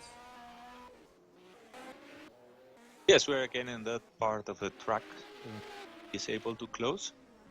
But does the last harping, the turbo lag, is really hurting David. It must be a maddening situation for him because he knows he has the power, he has the ability to drive again and to make the most of his car. But it's a turbo lag that is letting him down. Yes, and I guess the Renault is also not the lightest car around. Now he did that very late braking in an attempt to stay close, but then look at what happens here. That's 20-30 meters that Vincent is able to gain. Past the finish line, the Renault is really catching him, but it's too late already. Yes, I guess David has a challenge here for the remaining of this race if he wants to catch up and pass Vincent, even because Vincent is not the guy to make silly mistakes. No, he isn't, and he's also a quite fast driver. And again, one of those situations we have been commenting, that's one of the nice things of the Formula One, especially of the Formula One of these 70s and years. Well, to have two cars with such different characteristics in the hands of two very competent drivers, and you see what the difficulties are when the car in front is not exactly like yours, and the strengths of your car are unable to be deployed at this kind of track. Exactly, and we haven't mentioned this, but despite Vincent being the teammate in the Shadow team of Grégoire Guassin, Vincent is actually still running the old car, the DN8, while our leader, Grégoire, he's running the new DN9 Shadow. Well, let's see what happens now. He seems to be close at this time. That Shadow has a good traction coming out of the corners. This time he is closer, the Renault is closer, but again it won't suffice. Probably also Vincent Beretta has picked a good ratio for his gears, and he's able to make the most of the car under acceleration. Like I said, this is going to be a maddening situation for David Junt. Yes, he has the point, they're so close, but still you just can't get close enough to take advantage. The Shadow, it has quite a bit of weight on the rear, so it actually has good traction, and it's proving to be of good use to Vincent here. And now David was sliding a bit there, and Vincent too. Let's not forget that the tires must be letting go at this point, so the race will be harder and harder for these drivers.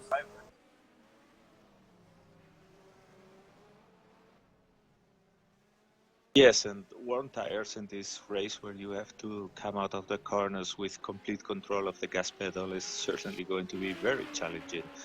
Looking forward to watching the end of the race because, well, we will see many cars that will feel like driving on a show. And in these situations, I'm afraid I must say the master is Greg Guassin, who being on the lead will probably even capitalize more from it. Well, yes, he seems to be in a good position so far. He's now almost 30 seconds in front of Richard Coxon, who at this point must be wondering if it's, well, if it's worth, and now suddenly I cannot talk anymore, if it will compensate to try to run down Greg at this point, or if indeed he should just manage his distance, be happy with second place at this point, and just do the rest of the race steadily and calmly. Those are very difficult tactical decisions. And well, one disadvantage we have in our virtual racing world is that you don't have a team here making the strategy for you, watching the lap times and all that. You have to do the decisions with whatever information you have on the track. That is mostly very incomplete. So yeah, like you say, a very complicated dilemma if you are in that position right now. Ooh, David is braking really late there, trying to get close to Vincent as much as he can, but still Yeah, but the same the difference. shadow shuts out of the corner. Yes, It's really hopeless, a hopeless situation for David Junt. It's always the same gap when he comes out of that airpin. There's nothing he can do at this point. Now they're lapping Hal Jarev. Very good making room by Raul. And David Junt, well, I must say, he is also a brilliant driver. He is, again, one of the fastest guys on the grid, as he's showing with the Renault. So even if the situation is so complicated, I don't expect him to make an error or to fade on it. He's the guy who can make it stick. At least he will be there to put as much pressure as possible on Vincent. And, well, why not? Forcing the car in front to make an error is again another way of passing.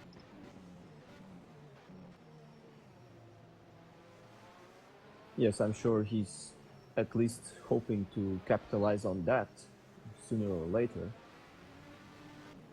Although it's hard to unwrap Vince there.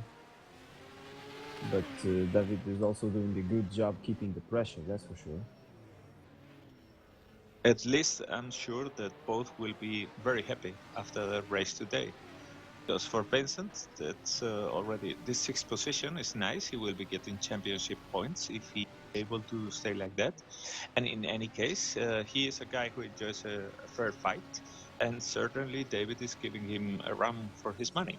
And as far as David goes, his new ride he couldn't have expected a better debut. You're right. He seems to be well in touch with his ride, and is also fighting for points, and well, giving one of the good impressions in the. Yes, David, he did well in the first race of the season with the Surtees, but his results steadily declined with that car. I guess getting onto the Renault was also a boost motivation to him, and he's clearly showing that today. Oh, look at that! Now Vincent Yes! made a mistake, and David is through. And now let's see if Vincent can do something about it. But and I guess that's driving quality by David Junt, because I watched the action from David's point of view, and he didn't hesitate at all. He immediately knew what was going to happen. He pointed the car to the right gap, and he made it stick. It was really amazing, a brilliant piece of driving by David, I must say. To capitalize on that mistake and be able to see it immediately. Yes, let's see if Vincent has anything on his pocket to reel David Junt once again. It will be interesting, but a rare mistake there by Vincent. Maybe tires going away from him, and David indeed didn't forgive him for that. We will see now if Vincent was holding David or if they were actually on a very similar pace.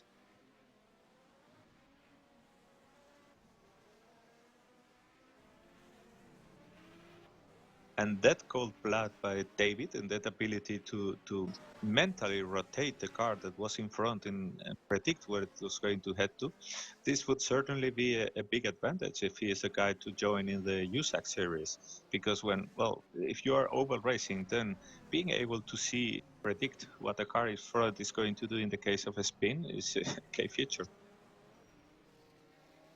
Well, indeed, there's a place where you don't want to crash into a spinning car. And I guess that will help them. And I guess we have our answer now. David is now pulling away from Vincent. Vincent's car seems to be getting worse and worse under acceleration. I guess he pushed too much from those rear tires, and now he's paying the price. Yes, David was quite remorseless in his tactic. He knew he was forcing Vincent into some kind of mistake or excessive tire degradation, and he is now lapping like a machine, most of it, building a gap. And well, that is a bit demoralizing for Vincent because he has been in front so many laps, able to keep the gap. And now he sees that David is a bit pulling away from him. Yes, and David has another motivation to keep lapping fast because Gerard Brion is actually very close up the road. And we see now Francois Remen, who has reached Mike Becknell and is going to overtake him just in the car that Mike left the last race. The ironies of the racing world. Yes, Mike Becknell with that probably damaged a Lotus under attack from Francois. Something happened earlier to Francois because he went down the order, but he's now back with Mike again. And yeah, this car is damaged. That's quite evident. Very unfortunate, and like we said, it's very hard mentally for him to drive like this. Such a long Mike race. is still in the race, and I think, well, I don't know if he actually lasted this long in the race before, to be honest.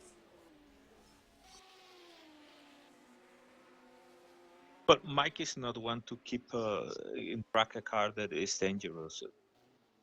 It's some small error that could happen anyway if driving a perfect car. Probably he's able to go on, and that seems to be the case because Francois Remen has actually just caught him, and Mike got the damage many laps ago. So to a certain extent, you can say that his freedom is reasonable. He's not a liability on the track, and the only problem might be that, well, dangerous situation that might arise if he loses control. Those complicated lapping, overtaking maneuvers. Yes, Mike is the last person in the top 10. He's running 10th now. Francois Remen is 11th. And that's not saying much. What is saying much is that at this point, our leader, Grégoire Boissin, he lapped everybody up to 4th place. So only the podium places so far are in the lead lap. Oh, that's pretty amazing performance, but I must say, not unexpected completely. We have mentioned it many times already tonight, and we will keep saying it, but this is a driver's track. And not strange that a guy like Requasen able to put such a performance. It's simply amazing, but, well, that's the way he drives. That's his quality.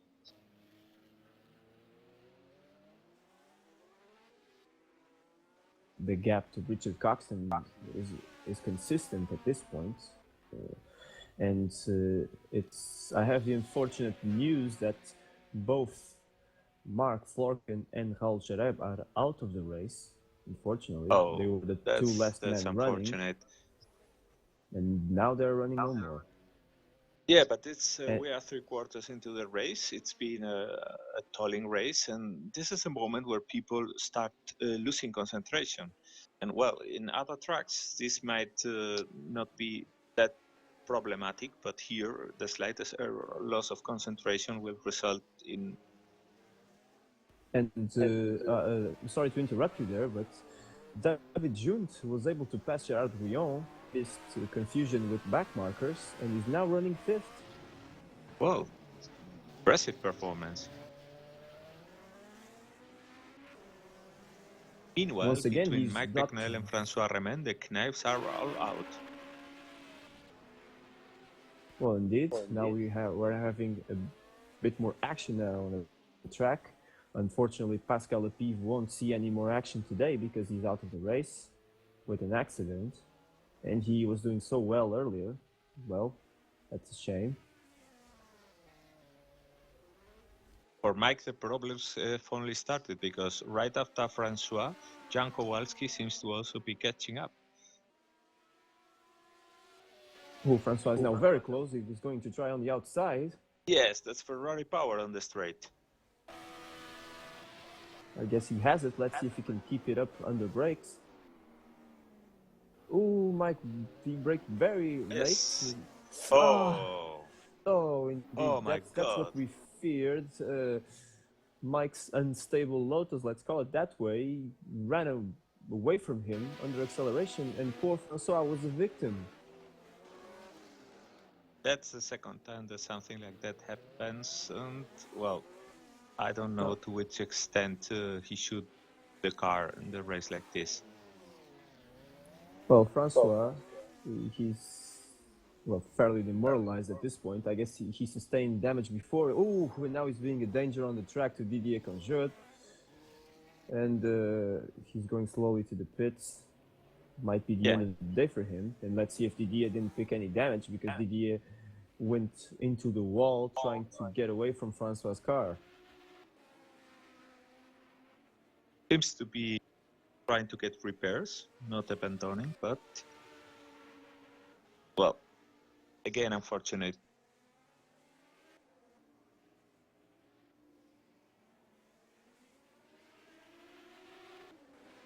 Indeed, a shame. And another accident, meanwhile, David Jacques was with the Tyrrell. And that was one of the front runners, actually. He was running well, that in fourth. Would put Mike Becknell in ninth. Yes, at this point, David Junt is now fourth with the Renault. Gerard Brion was promoted to fifth. Vincent Barrett is back into the points in sixth. Ray Ridal, once again with the Cooper Suker, is now in seventh and awaiting any error the others might make in front of them. Yves Placé is now eighth with the Ensign. David Jacques is still losing positions and is now classified as ninth at this point.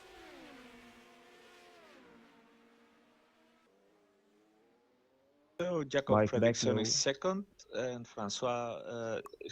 David Junt seems to be lapping in more or less the same times as him. So at the moment, I don't think there is a danger for Jacob. Yes, David Junt wanted to catch David Jacques. He was very close to him. Maybe that got into David, or something happened that we weren't able to see. And I guess it was the end of the race for David, unfortunately. Back now to some action. It seems that Yves Placé and Ray Ridal are having a go at it. And we know Ray with the Cooper Suker is a very complicated driver to be fighting against, because he's doing a great job with that car. So we're seeing here some very good drivers trying to keep the position in front. Indeed. Jonathan Nasser-Clint is a lap down to these two after that incident with his front wing, so he's not a factor here. But Yves Placé has been slowly catching Ray and now wants to pass him.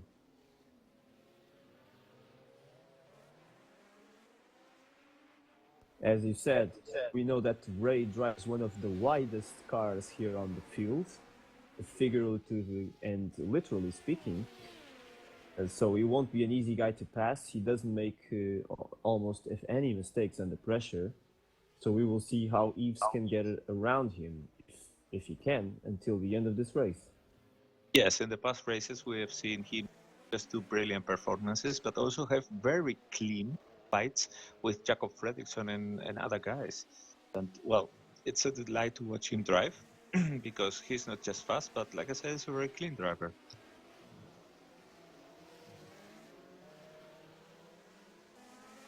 Indeed, and these two are comfortably inside the top 10 now. It seems that Yves touched the wall slightly there.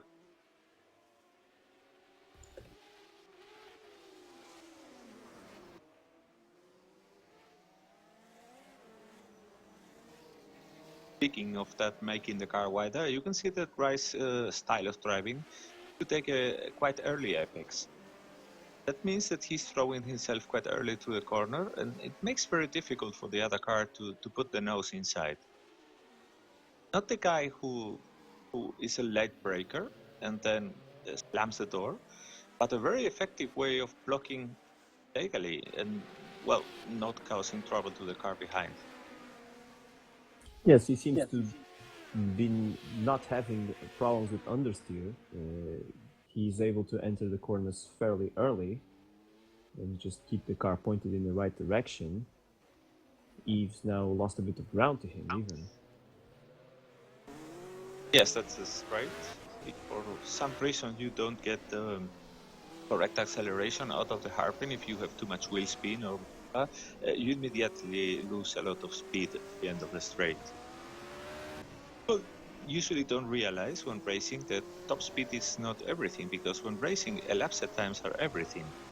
So a car that comes out of the corner faster, even if it doesn't have a higher top speed, it might actually get to the opposite side of the straight quicker than the car that came out slower but then had a better top end speed.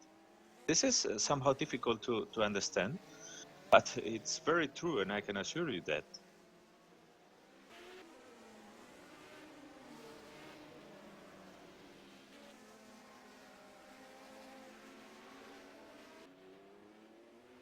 And it seems that whatever Ray is doing, he's doing it right, because Eves doesn't seem to be able to catch him again. In fact, Eves seems to be having a lot of trouble putting the power down. I guess maybe his rear That was tires... a lot of wheel spin coming out of the corner for Eves.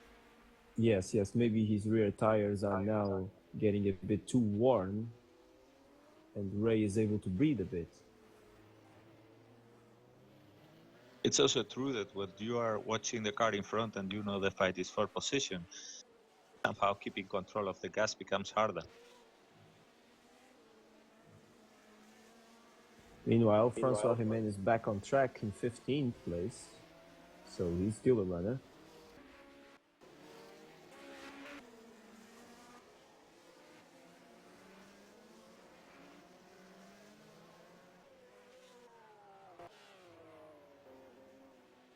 Mike Becknell was able to keep the car going, and he is now in 9th place. He has inherited that place after David Jacques quit the race. Behind Yves Placer, though, at a fair distance.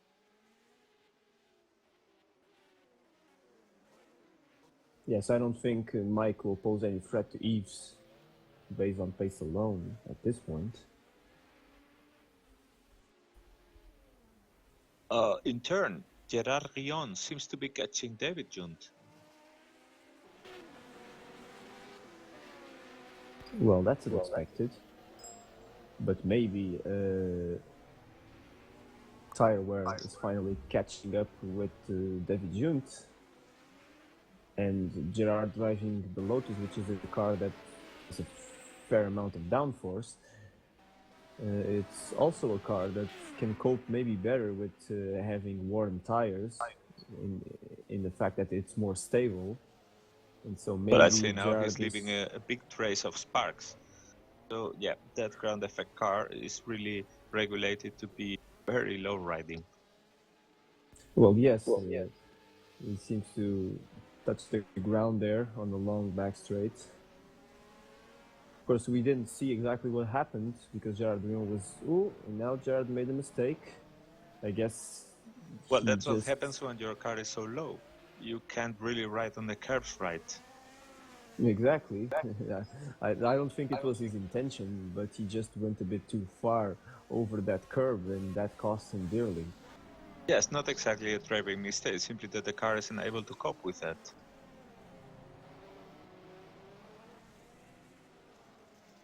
Of course, Gerard, he has to be careful, because if he keeps doing that, he will be under threat from Vincent Huerta.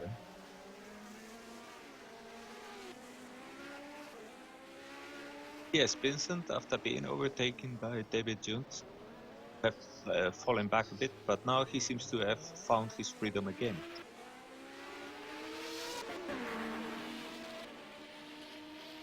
In a long race like this one, where there is no refueling even, it's not surprising that sometimes the drivers are more comfortable in some periods of the race than in others, and sometimes the car, like they say, gets back to them at some later point when the combination of tire wear and lower fuel makes the car feel more comfortable to them. Yes, that is true. The car changes a lot during the race, and for that reason, at some point it might suit better than at others. Jan Kowalski seems, meanwhile, to be catching with Mike Becknell. We already predicted that some laps ago. Mike is not in a position to really extract the best of his car. So Jan is now getting closer. And, well, let's hope that we don't see, for the third time, situation as we saw before. Let's indeed hope so. Jan Kowalski is driving the other ATS, and he's doing a very good job so far by keeping it on the track and not making any big mistakes. Although, as soon as I spoke, the car seemed to want to run away from him. Yes, the I tires guess are cooked for everyone by now. Yes, the tires must be a big issue for everybody at this point, and everybody is having a harder time keeping a lighter car with worn tires on the track. Getting really close to Mike at this point. And Mike is, well, struggling a lot with that ill-handling car. Yes, the amount of counter-steering and corrections he's doing, it's insane. I think he will finish this race very, very tired. And I don't know if he clipped the wall there, but if not, it was really close. Will be already amazing if he can bring it home.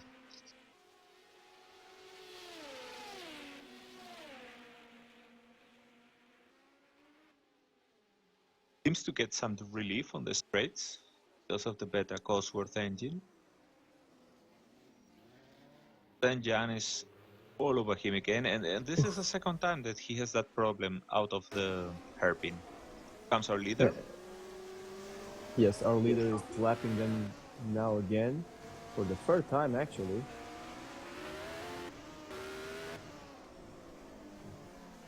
At this point, Greg Wasson will be wondering how many repackers were in the race. Maybe, indeed. Let's see if Mike is in the room. I guess he will. Exactly. Oh! Well, that's not the kind of room we needed. And, well, maybe nothing came out of it. But I guess Greg got a wake-up call there. Well, I tell you, nothing happened there because it was Greg at the helm. I can tell you a handful of drivers right now out of my mind that would have screwed in that situation. Me, the first. Yes, of course, this gives a chance to Jan Kowalski to try to pass Mike. He couldn't do it there, but he might still try it at the end of the straight. He's very close now. Now getting the run. Let's see if Mike is able to keep it clean. Oh, that's a very tense situation with such an ill-handling car. Jan Kowalski outbraked himself. He left his braking too late, and Mike is through again. So you will have to try again another time. Oh, it happened finally. Mike hit the wall. Just the rear wing. Yes, and the car now seems to be handling even worse than before, because without the rear wing it's kind of difficult. So I think he will go to the pits. He's close to them. What an irony. Yes, having left a Ferrari, saying it was a very ill-handling car, and then having to cope with this damaged Lotus all this race. Well, but now he finally stopped, so maybe they will fix whatever problem he had. But of course, he lost a chance for a top 10.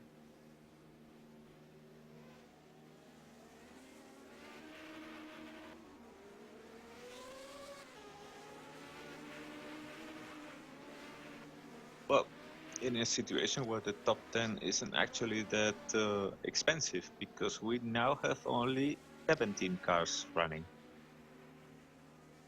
Indeed, and we have less than 10 laps to go at this point.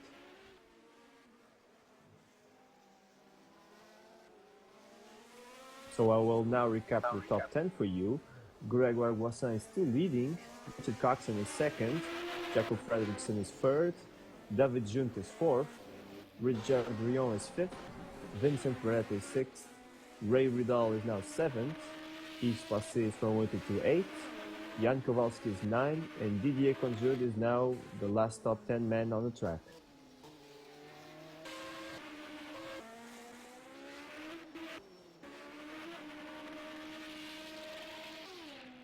We then have Dana Shooter and Jonathan Athercliffe, who seem to be getting close together again. Dana Indeed, has it now seems to Jonathan be already on his mirrors. And one lap behind come the rest of guys. Francois, who has set the 4 stop for repairs. Jan Titz, Mike Becknell, who is still in the pits. Let's see if he is able to come out. Emmanuel Haas on his debut race with the Theodore, which he's keeping on the track, which is already a performance in itself. indeed, and to round our finishers, and this is important because he wants that, Jason White is still running here with the Brabham today. So the action is now between Jonathan and Dana Shooter. Indeed, Jonathan, after that error he made earlier, he's now having his way back, and he wants the spot now occupied by Dana. It's the 11th place. So Jonathan wants to at least be close of that top 10 that he was before, and he's trying on the inside.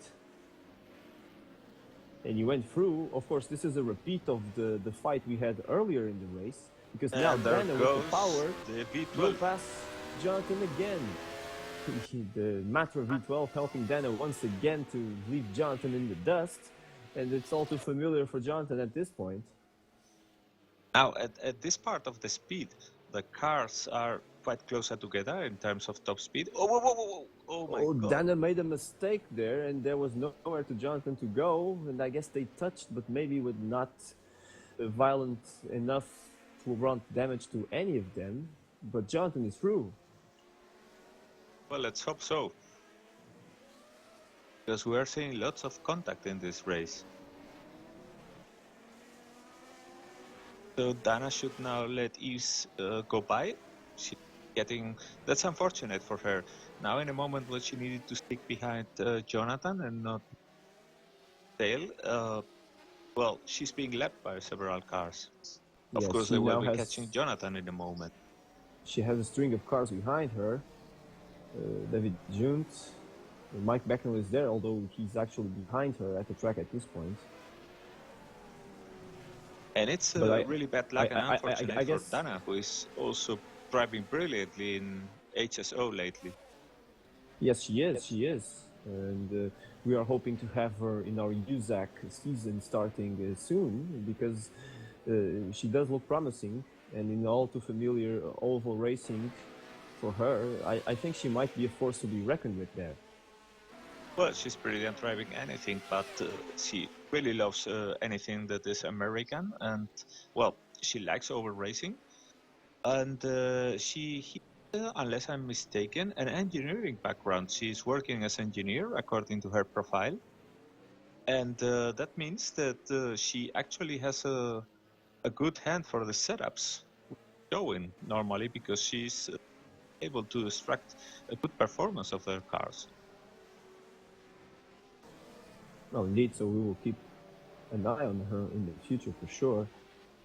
I guess Mike's Lotus, Habak Lotus, might be fixed because he's now lapping more consistently, and his rear is not going around so much anymore. Of course, probably also change tires, so that will help him at the end of this race. So he might be a finisher at this point. Yes, but that car is still not handling completely correct. So, well, for the rest of drivers, be a bit like the handicap on golf, having Mike on.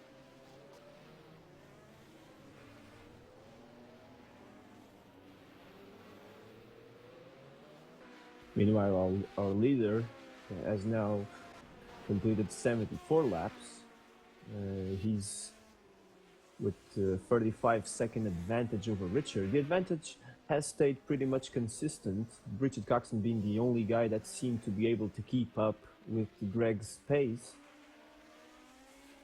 Yes, but whatever error he suffered at the beginning has put him in a position that is unable to follow Greg.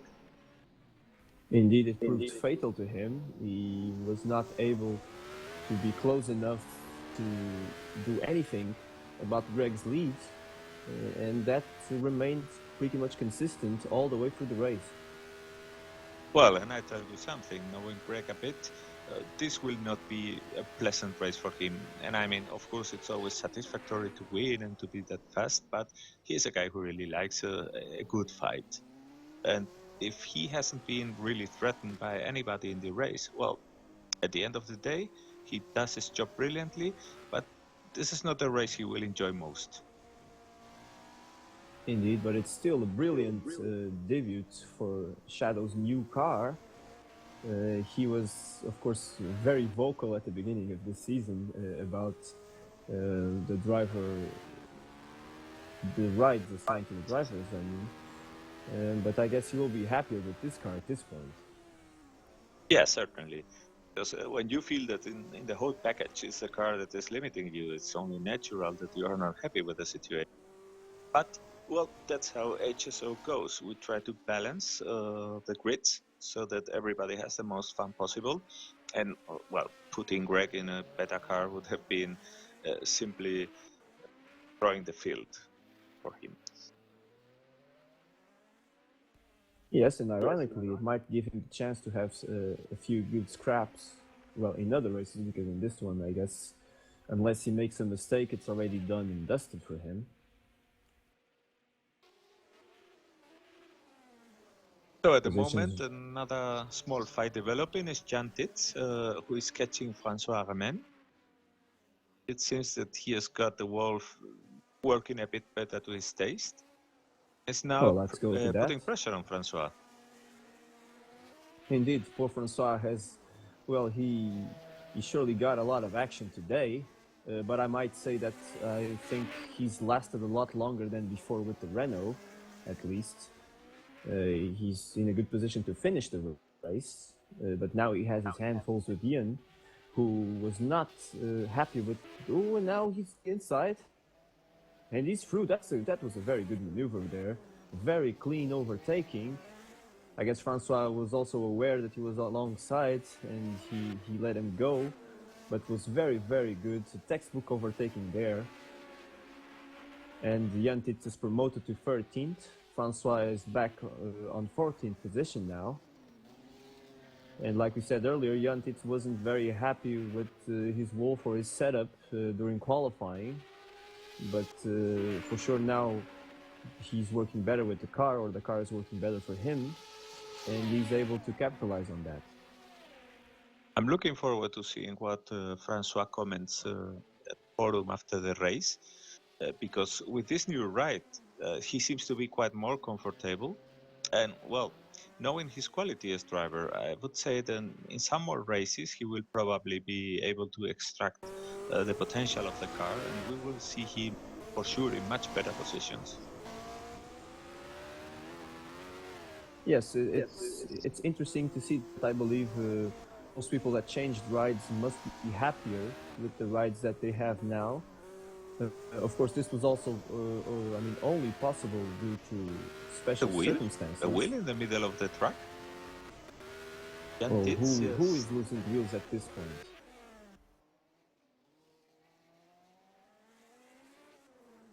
It's Dana Schurer's wheel, because she's listed as an accident.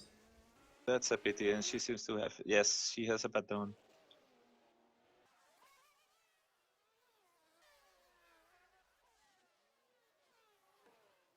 And now let's go watch Vincent Beretta, because he's a bit closer now to Gerard Rion at this point. Yes, Gerard seems to have lost completely the rhythm with David Junt and has fallen into the hands of Vincent Beretta.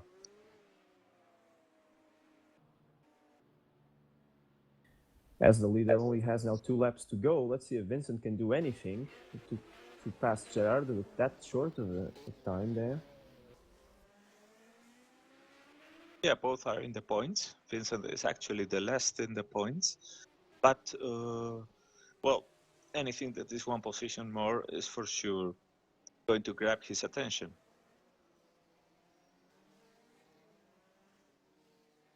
Well, at least for bragging rights. But Gerard, he proved that he can take the pressure in the later stages of the race. I guess he's doing that now.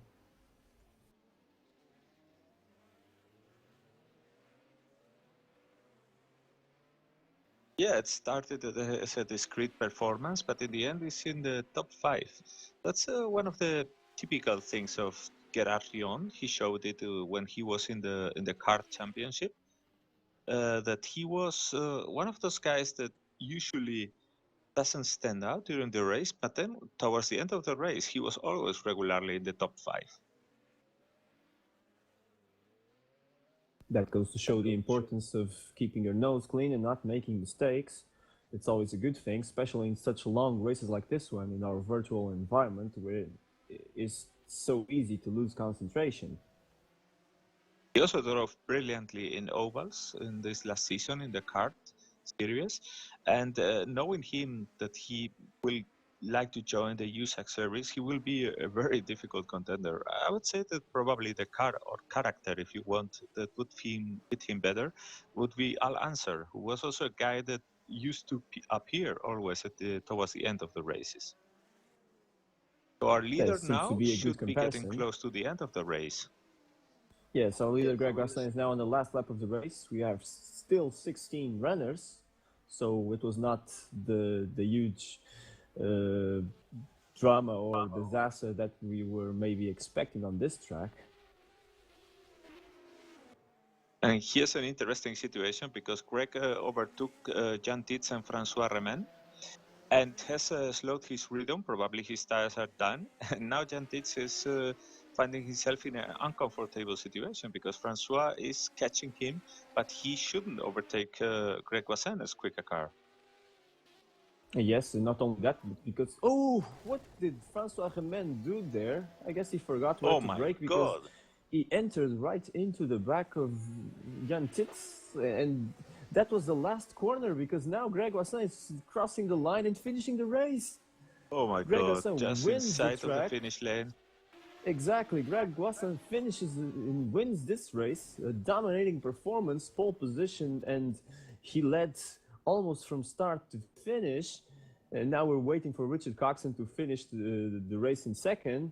But my goodness, what happened there? I guess even Greg is not so happy with that. No, not much. we will surely hear from all of them later. But Richard Coxon finishes in second. Sorry, Jaco Fredriksson is crossed the line in the meantime in third. And now we're waiting for David Junt, Gerard Rion, and Vincent Beretta now. Well, David Junt in the end of the race has been sending some pressure from Gerard. But he has been able to bring the Renault fourth, and look at how he's waving. He really seems to be happy with that. Indeed he is.